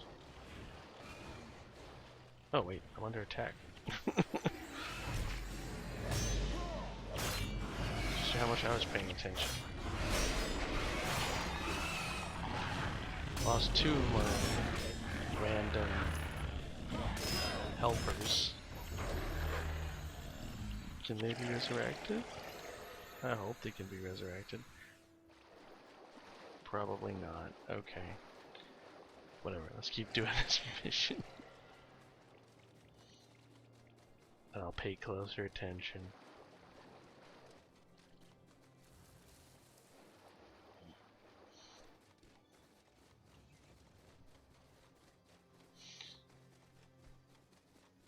I always find interesting about fantasy games, I think I spoke about this briefly in the first episode, has to do with the way they try to explain their landscape being completely fucking infested. enemies. Like, who could live like this? Where farmlands are surrounded by enemies. Who? And this is a question I asked in Guild Wars 2. It's like the first things you do as a human is fight off things right next to farmers. There's cows and there's giant snakes popping out of the ground who would seemingly eat these cows. And the cows don't seem bothered by it. They're like, yeah, whatever. Eh. You know. This is where I live and surrounded by monsters and I'm totally cool with it. Like, they wouldn't need me. Like, think about this. If everybody had to fight these monsters every day, no one would need a hero, because everybody would be amazing at killing monsters. There's a, I don't know how many people here have played Final Fantasy X, but in Final Fantasy X, there's almost nobody outside the cities. You almost never encounter anybody outside the cities. They're always like by the side of the road, near an outpost, and you go, okay, it makes sense that you're there. When you get to like the, what is it called? The Thunder Plains or whatever. Yeah, there's no one there. Everybody's in the inn or something. And that makes a lot of sense. But there's a part where you get to, I think it's the Mihan High Road. And you're facing against like Chimera and all these enemies every 5 feet you take. And there's people walking down the road. Do they not fight these guys? Every time they face one of these guys, they like run away? Like, what's going on? Oh, that quest is completed. The Iron Truth. Let's continue on. And I think in Final Fantasy X, there's only one spot where that happens, where you're fighting people and there's civilians like nearby are completely unfazed by it. Everywhere else, they're hiding in an outpost, or you see them run away from monsters, or. But yeah, the Mihan High Road, they're just sitting there.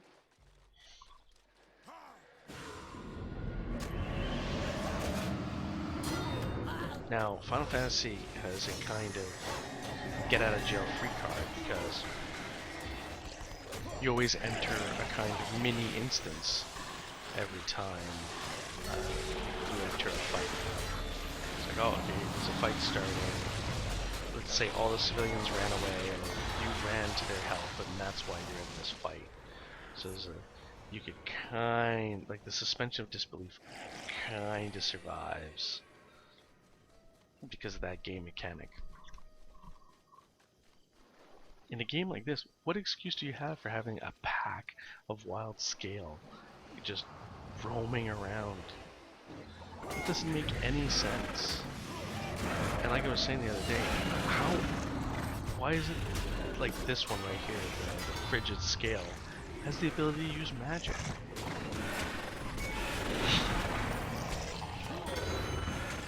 It's just not explained, and I think it should be.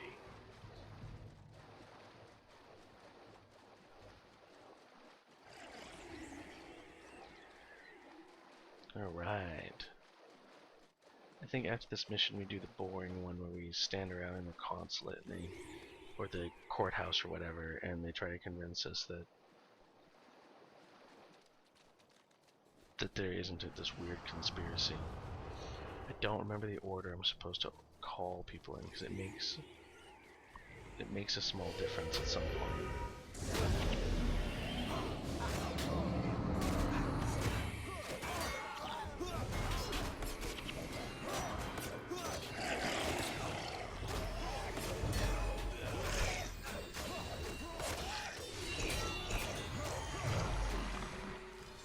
Okay.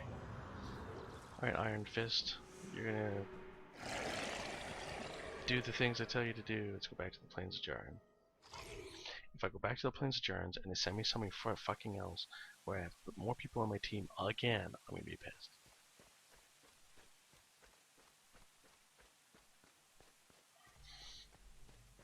Not incredibly angry, just annoyed.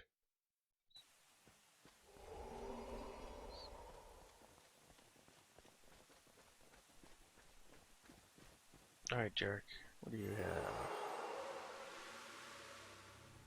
Ooh, it's the Tribunal, yay.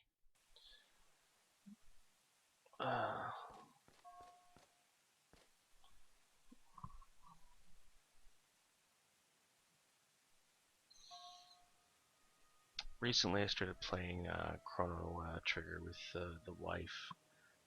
We haven't gotten very far in it, but I remember early in the game, you get to the fair, and she's like, why does it say that you have to wait and not move when she's looking at candy?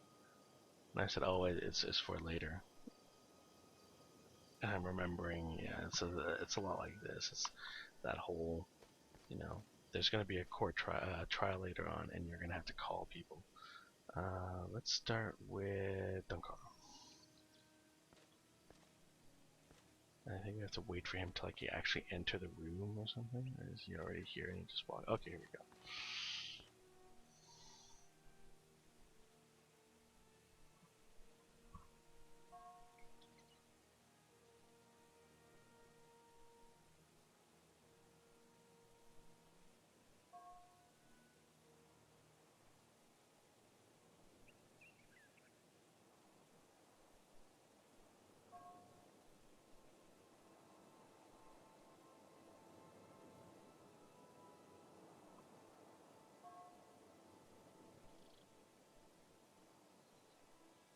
The worst part is I'm pretty sure I'm choosing like the wrong fucking characters.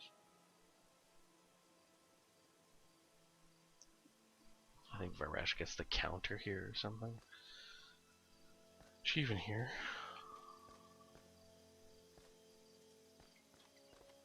Do I have to wait for him to walk all the way back before they let me talk and do the next bit? Reginald Morgan.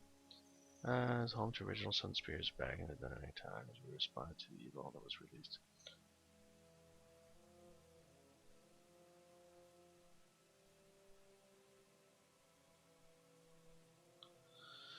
Sure, whatever.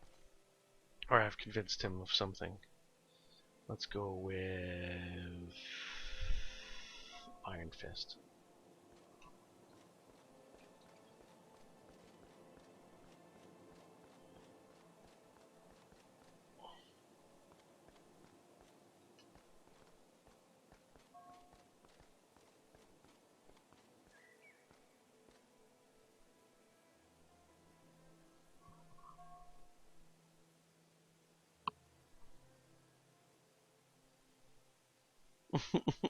You know what, now that I've called him, I realize why it's a horrible mistake to call him. It's like, oh yeah, I have this criminal here who's going to confess to something, so long as he's allowed to leave immediately after. Yeah, that'll work out great.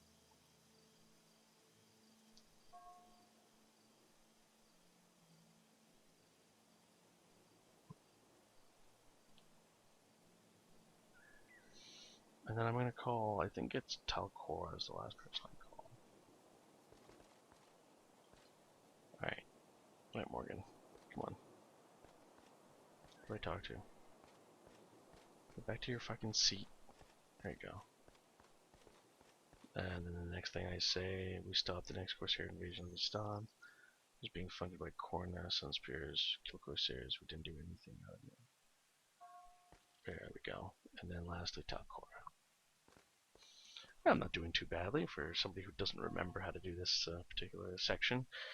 But if memory serves, it's a lot like Chrono Trigger. It actually has no impact whatsoever, even if you convince everybody.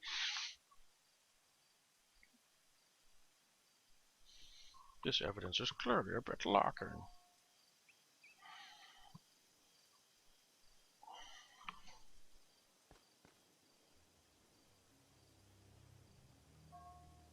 Oh, nope, that was a huge reset. And now it's even again.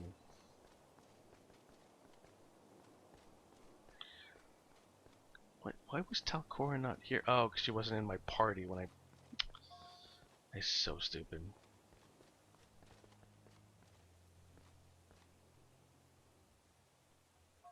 And now Talcora's here.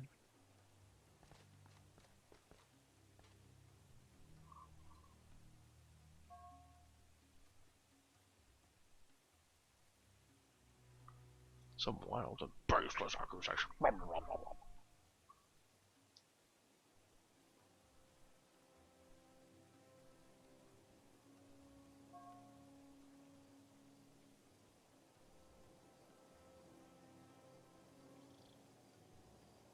I never understood the structure of this military.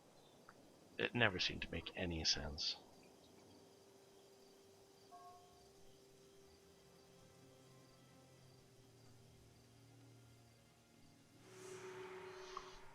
Granted, it would be pretty. I'm pretty sure it would be pretty boring if you did that. If you like had a file open up right before and they explained the hierarchy.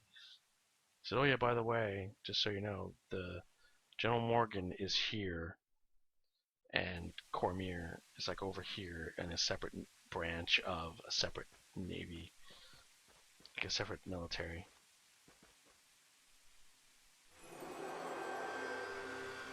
Okay, war preparations. Wind and water. Okay, so let's start with wind and water, because I remember that being fairly simple. Just go to a place and...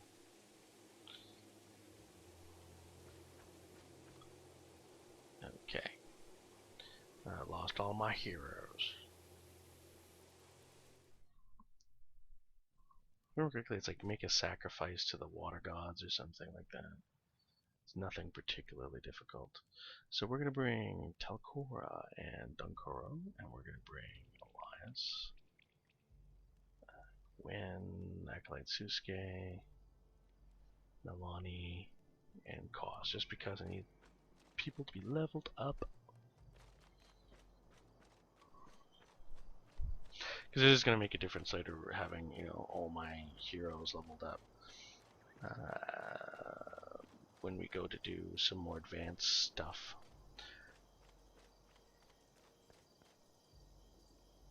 Alright.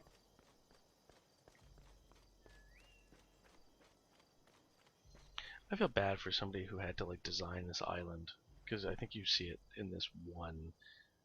If you go down here, and I never went down here really, to talk to him, and then I will never go to this area ever again.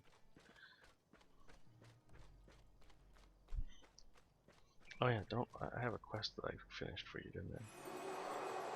Oh, and I have another quest for me. Well, fuck your other quest. I don't want your other quest.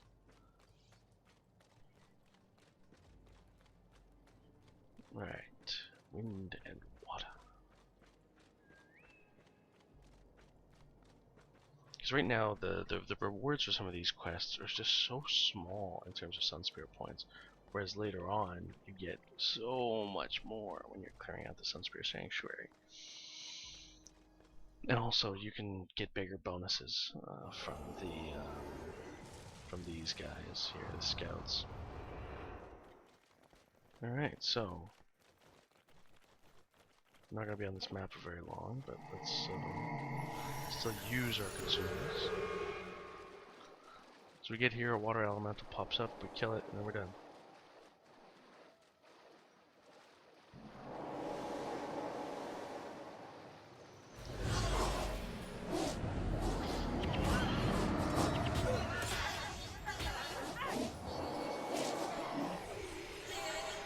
Djinns.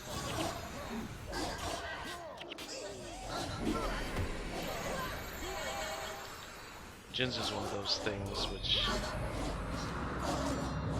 was really fun when you had to do a bunch of farming for the Traveler.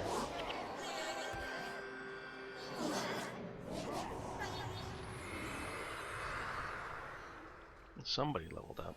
Who leveled up? Talcora, which is good. Dunkoro, which is good. Elias, man, fuck me all day. This is good. This This is gonna make the game a lot easier. I'm not saying that it's hard, but it's just nice to have equipped heroes and have them all leveled up. Alright, so who do I talk to next?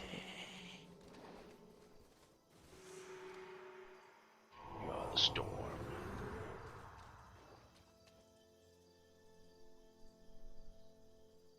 Oh, before I travel, let's look at the other ones. Recruit training. Where do I do that? In the Plains of Jari. Where do I do ghost reconnaissance? In the bog. Perfect. Let's go do the bog. Then we don't have to rebuild the party every time.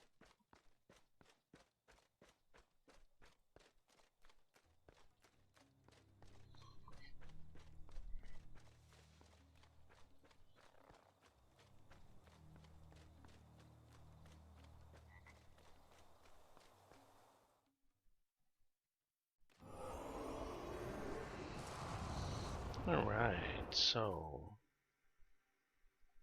Can we go this way?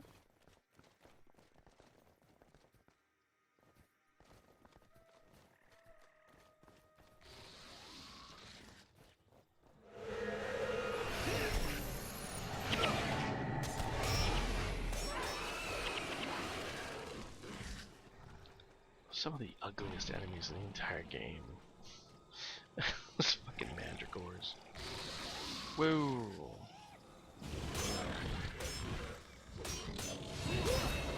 And the earth, like Stoneflesh aura that these guys do, huge pain in the ass.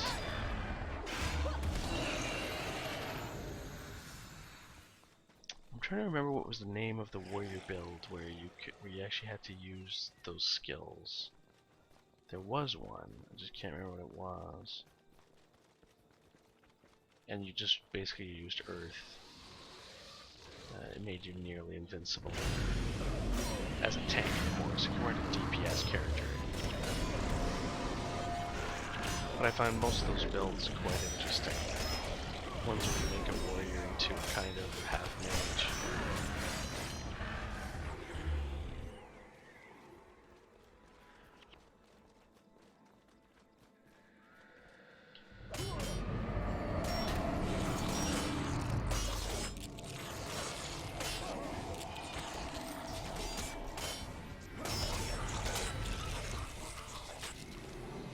One of the things I'll be doing tomorrow is figuring out my hammer build and making sure that I have, a couple of axe builds. I'd like another sword build we could use. 11,000 hours. Digiroy. Yeah, 1,100 hours is a lot of hours playing one game, so you kind of, how do I put it? You get locked in, right? I never got that many hours.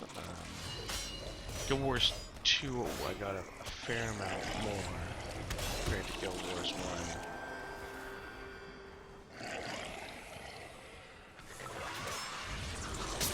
But in part it's because I can't sustain the farming. What happened with Guild Wars 2, and I spoke about this in the stream yesterday.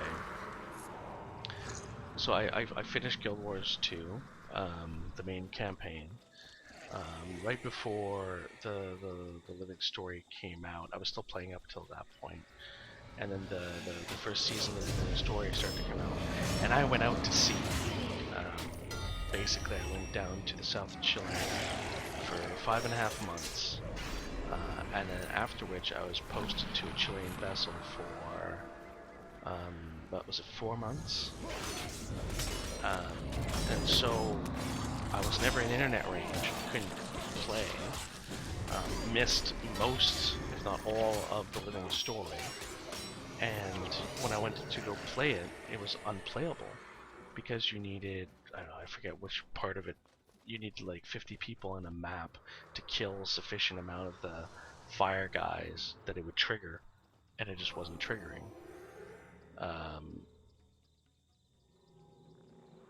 So I was missing out on a huge part of the game. Kneel. Oh, I'm supposed to kneel here. And then I was so disconnected from the game at that point. I waited until Eye of the North. What's it called? Heart of Thorns came out. I bought the game and I started playing, but again, I was behind because of my job. I can't. So I was having to play catch up all the time. You just picked it up again. Yep. I mean, maybe when I've played through this, I'll want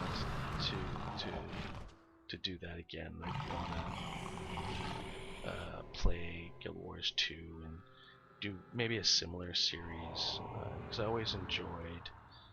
I enjoyed Guild Wars 2. I mean, it has its problems, it has its failings. I enjoyed my Guardian. The first time I played through it and going through the Priory and all that jazz, getting the armor to look just right. I didn't care about the legendaries and the prestige stuff. I'll walk there. I don't care. But it was just, yeah, I lost touch with the game because of the way they designed Living Story around you needing to play it when it came out, or near where it came out, and them not making sufficient provision for you to be able to disappear as I do in my job. It was funny. I talked to somebody about what is good customer service. When I play MechWarrior Online, and I was given, I think it was a month of premium time. I forget how much that costs, but I hadn't bought it. It was part of a package that I had gotten, and that was right before I got sent onto the Chilean vessel. I had activated the 30 days, and it says like right before you activate, like, we will not reimburse you. There's no way we're going to reimburse you. Like, if you activate this, that's it. You're going to have to spend it. Blah blah blah. And it seemed like a fairly forceful message. And then when I just wrote an email to the company. I said I activated the 30 days 1 day ago. I am, however, in 2 days leaving for 4 months and will not return because of my work with the Navy. So what can I do? And they said, yep, no problem. So they said, when you get back, I'll put a tag on your file. You just tell us you weren't able to use 30 days, and then we'll verify that you didn't use the 30 days, and we'll just credit it to your account. I said, thank you very much. I was like, oh, we'll see if this works.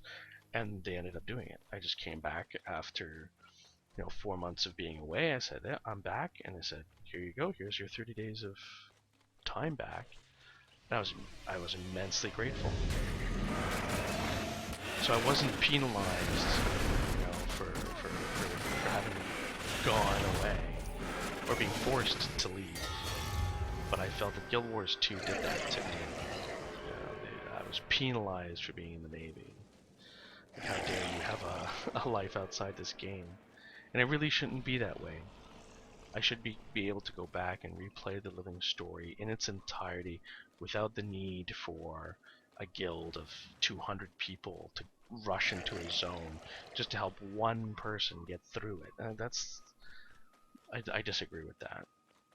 What I liked about Guild Wars 1 was, with a few exceptions, you can do it all with heroes if you have to, and it's viable. You have to know a fair amount about the game and the mechanics, I think, really, to get it done, but it's totally viable. Guild Wars 2, that's less true of certain aspects of the Living Story.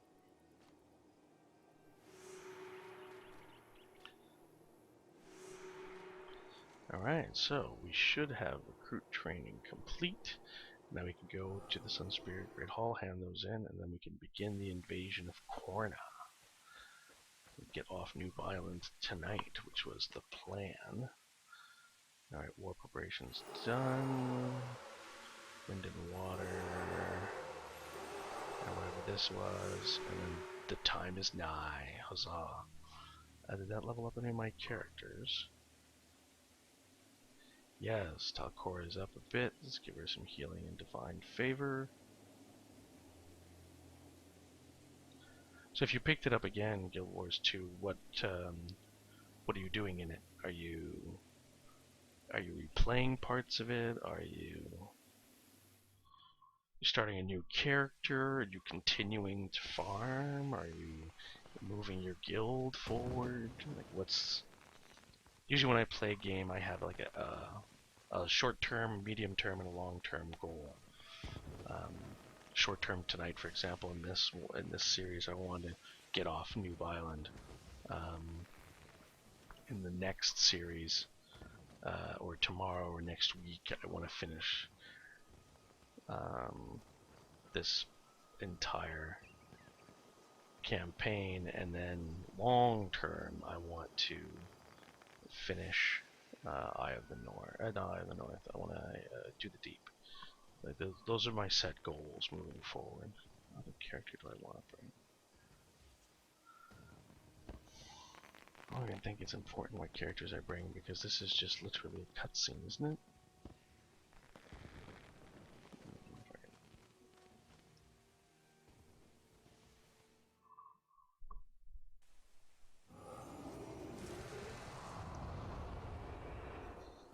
Well, no problem, Chaos. This series is for you guys that used to watch my vids or watched my YouTube channel when it was all about Guild Wars, and then I branched out into a little bit of everything. When I was thinking about what to do, because I have a friend at work who started asking me questions about Twitch and about editing videos, and I started giving him advice, and I thought, you know, what was the point of building an audience and then kind of leaving because of work, of course. But now that I had the time, I thought, you know what, this is something simple and easy that I can do at the right time of day, to just create a little bit of content, to talk about it. And also for me, just the nostalgia of it, going through parts of this game. The memories I have, especially with a lot of people that I played with, are really strong. You have to understand, when I was playing this, I was just meeting with Umbra and Melandra, and then we ended up being like the triumvirate of the guild. We were the 3 guild leaders, and there was recruiting going on. And then right before Guild Wars 2 came out, this huge push of recruitment occurred. And in that surge of recruitment through Magical Mike, myself, Wooden Potatoes, who I call Flail, I met people that are friends with now. This last summer, I went to Kansas City to meet Lalandra and her family. I spent a few days there, which was nice. And then later on, but before that, I had already met Britta, one of my guildies, who lives in Seattle. I've met Sebastian, who's German, who came down to Canada to visit. So yeah, I have phenomenal memories that was created through Guild Wars. This is really reminding me of a lot of them. Alright, so finally about to leave Noob Island. So who are we bringing with us? Everybody who needs to level up for sure. Talcora. Milani, sure, because that's useful. And then Gwen. Let's bring Gwen as a mesmerist. Make sure everybody has their skill. Ooh, he doesn't have some of his skill points.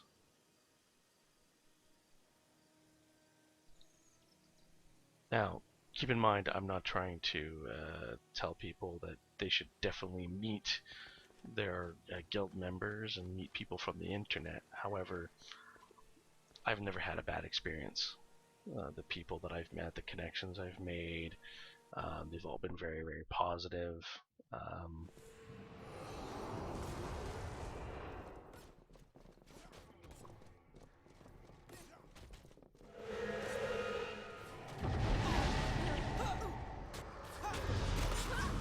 But it could have gone the other way.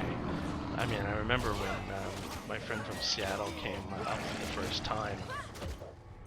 She got to the border agent in Canada, and the border agent asked, "Oh, why are you here?" She said, "Oh, I'm meeting somebody." And they said, "Where did you meet this person?" And she said, "The internet." And the person gave her such a dirty look of, "What are you, stupid?" Yeah, so same thing with you. You've met people from Guild Wars, and it's been positive. It's great to it's a great way of meeting people that you wouldn't necessarily have met. You know what I mean? The people from a different part of the world, like my friend Sebastian from Germany. I mean, I have friends from Germany, but I don't think I would have met him in any way. You know, he's an engineering student. I am not. He's nearly a decade younger than I am. And those things, it's not that those things matter, but usually it affects who you meet, right? Almost all my friends over the last 4 years have all been in the Navy.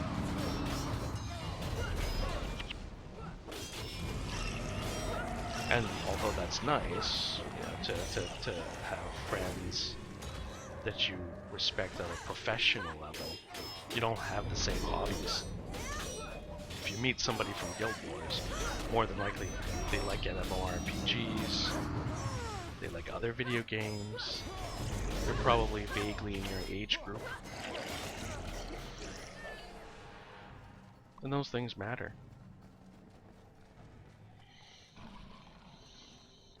I think the other day my wife was asking me about YouTube. She started asking, like, why is PewDiePie such a huge YouTuber, or why do these people do so well, or why do other YouTubers not do better than they're doing? I said, well, that's in large part it has to do with their analytics, like who's their audience and how are they building their audience. I've never really cared about it that much, but then even with just 1,000 subscribers, you can look at the analytics and say, who's watching my video? Who watches me? What I found interesting with my analytics is that the majority of people who were watching me were either young teenagers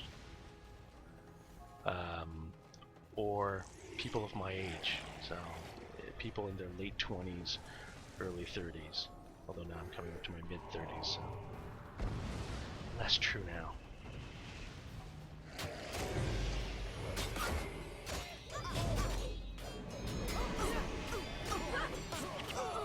Oh, the other thing that was fascinating about the analytics is women who watch me tend to be older. I found that fascinating. I said to my wife, so some teenagers watch me, yes. Some people in their early 20s, male, but women tend to be near 45 before they watch me. And I mean, best I can explain it, I think it has to do with the fact that MMOs attract maybe that kind of an audience. That's the best explanation I have for it. Alright, let's boost up our stats here. Not that it matters, because we're all counting as level 20 now anyway.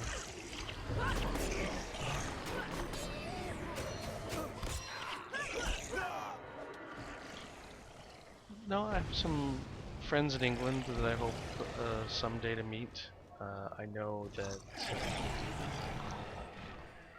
I've already spoken to Magical Mike about that a number of times. He did put out a video explaining that he was supposed to come down at some point. That didn't end up working out. I haven't spoken to Wooden Potatoes that much in the last, let's say, 3 years. Although we have spoken here and there.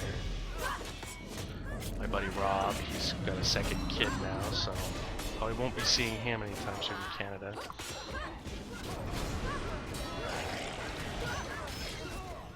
But I'm trying to figure out this summer how I'm going to meet possibly 2 more of my guildmates. So, fingers crossed that the timing works out, and that I can get down and see those people while they're here. One of them's from Oceania, essentially, just very far away.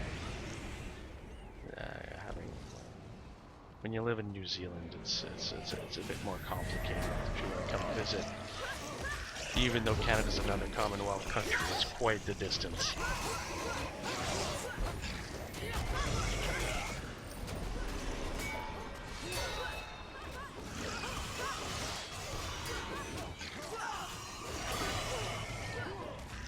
But now I'm curious. So Chaos, you've met people from the internet before, but other people.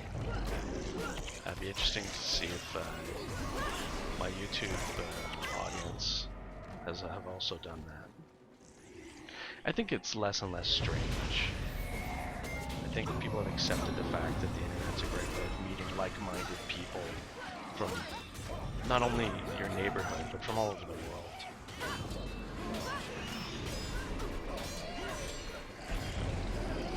You know, maybe you're playing a niche game or an indie game, and then you put out a video about it, and all of a sudden you find out that there's a whole host of people that love that game the same way for the same reasons.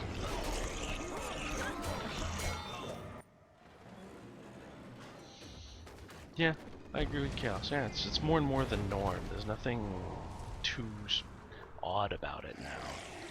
I think there's still a bit of a stigma. I think particularly for women, there's a big stigma. I think part of that is valid. I mean, there is a scare there where you don't want them to, you know, meet some sexual predator. And you don't want them to get catfished. There's something else that happens to men. But yeah, I do think that the stigma is being raised. Like, people now have a healthy online presence, and it's usually easy to see if somebody's real or somebody's fake.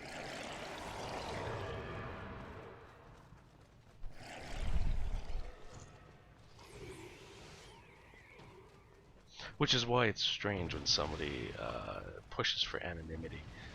One being Flail, or as everybody else seems to know him, Wooden Potatoes.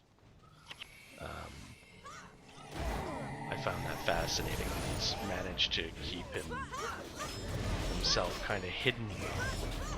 Nobody knows what he looks like, and he doesn't want anybody to know what he looks like. And it's a bit, I don't want to say paranoid, but you get to a point where you wonder, like, what exactly do you think you're hiding? It's not that people have a right to know, it's just, why should you care?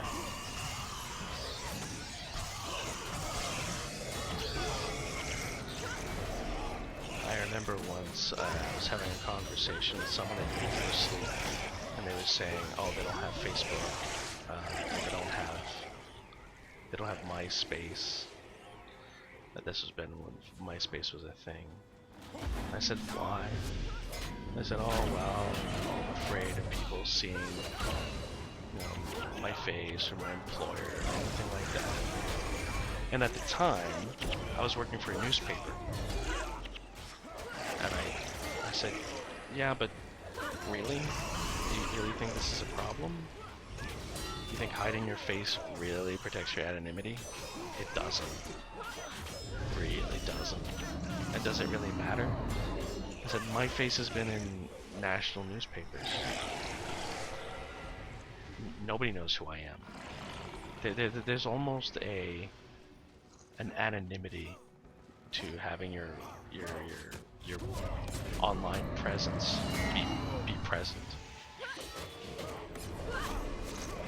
because nobody really cares, and then that's the truth. The only people who really care are people that just want to know a little bit more. They don't want to murder you. They don't want to wear your face. They just want to feel a connection to you. Because in real life, when you meet someone, you can't hide your face.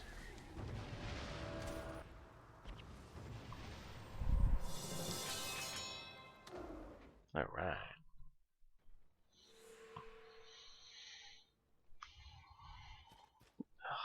So many items, and I don't want to deal with them. Alright, popper, alcohol.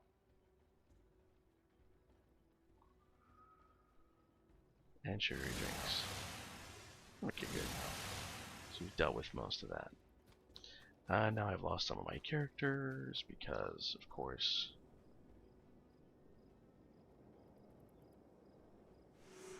hunted. Alright, so which character did I lose? I didn't lose my monks. Yeah, it's just costs you lose. Alright. Let's put Vec in there, and let's go back out there and murder shit.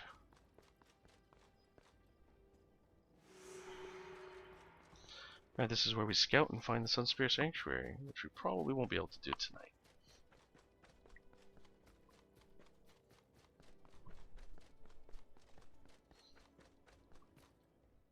I think this was so disappointing when I got to this point in the game the first time. When I played this game and I got here and I saw this desert, and then I was told, yeah, you're missing one of your characters. And I said, what? Why? And I was using Koss like heavily. He was like my go-to hero. Part because I didn't know much about builds or anything like that, and somebody had given me like a decent build. And as I was building myself, I was unlocking skills for the first time, so I was able to use those on him. So as I was getting better, he was getting better as a hero. But since I didn't have an Ellie, my Ellie unlocks were just bleh.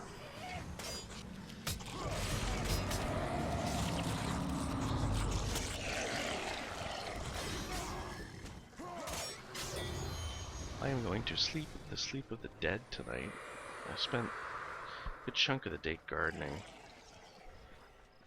And the other half taking care of my son, who was particularly grumpy from being a bit too warm. Alright.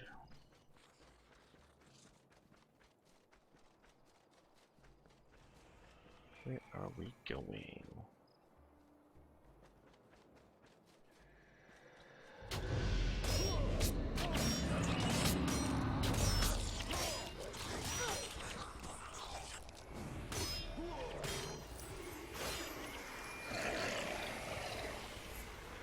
I can't remember the last time I tried to convince Flail to show his face, to break his anonymity. It's been a while. I think it was earlier on in his YouTube career. I think it was just before Guild Wars 2 came out. I said he should. I can't remember the argument I made was. It probably was the same argument I just made, which had to do with, I should probably keep these pendants. I remember these being useful for some reason. The same argument I made, which was just like, look, even if you've been on television, nobody remembers. It's fine. The only thing you'll do is make some people happy, and it won't affect your life in any like negative way. Maybe if you're a big enough YouTuber, which I think he is now, you'll be walking down the street and someone would recognize you. Maybe. But, you know, from hearing from people like, you know, Philly D and other big YouTubers, it's usually not a big deal. The person just says, hey, how's it going? They go over and they say, oh, I love your stuff, and then you walk away and that's it. Who's the other one? Community Channel. Community Channel, she takes pictures with her fans all the time. Who else? Who else? Yeah, definitely Community Channel. Phil DeFranco talks about that. And shit, I'm having such a hard time remembering.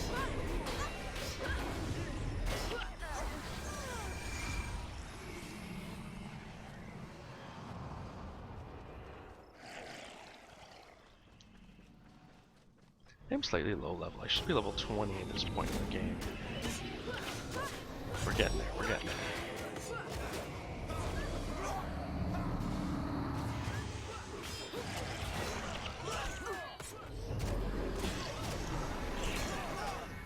I think the goal tonight now, before we end the stream, let's get the Sunspear Sanctuary unlocked, at least as a location.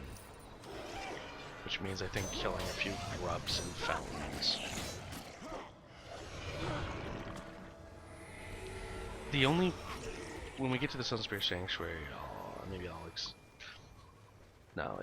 we get to the Sunspear Sanctuary, one of the things I found interesting was that becomes like the central hub location. What I didn't agree with was that there was a zone north of it that you kept having to go into to get quests. Why couldn't they put those inside the Sunspear Sanctuary? That felt needless. There's just no reason for them to break it up that way.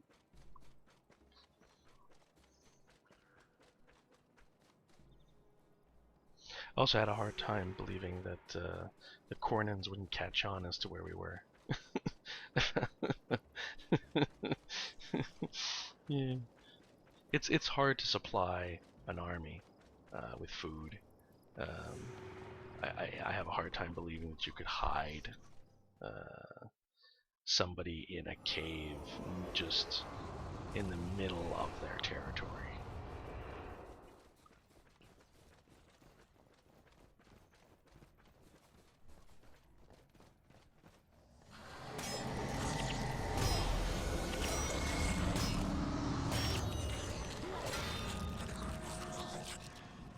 It's funny, I mentioned a lot of suspension of disbelief and nobody's really reacted to it. Maybe I'm the only one. Maybe I am the one who thinks that way.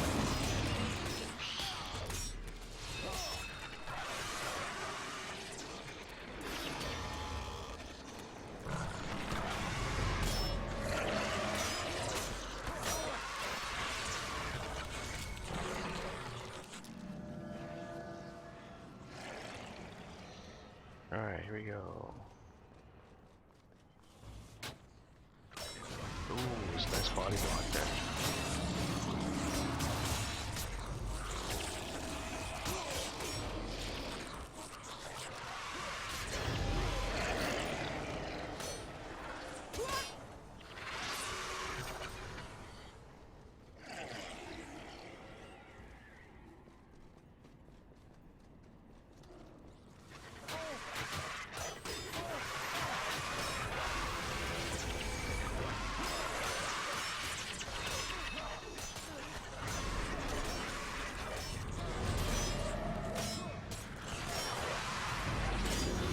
I can't remember when it was. Maybe it was before I started playing, or as I started playing. I remember they talked about AoE having been nerfed, and how previously the AI would just sit in AoE. Like if you fired off like a meteor shower and into the middle of the ground, that they would just sit there and attempt to like tank the damage rather than run away from it. And so people were complaining how that ruined Ellie's. And then later on, they modified it so it's Searing Flames and some other skills that didn't really qualify as AoE were now classified as AoE to enemies, and so they'd run away from it. I remember people being upset about that.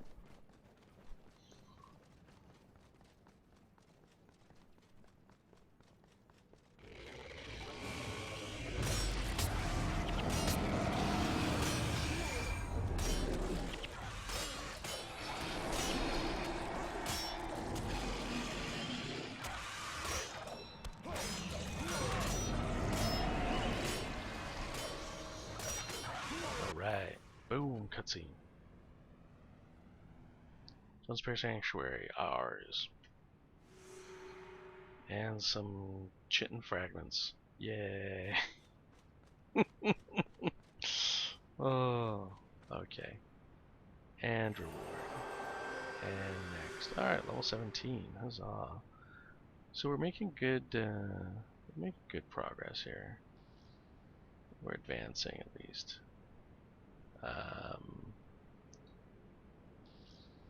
This is where it starts to, I don't want to say slow down, but there's definitely going to be a slowdown as we enter this area.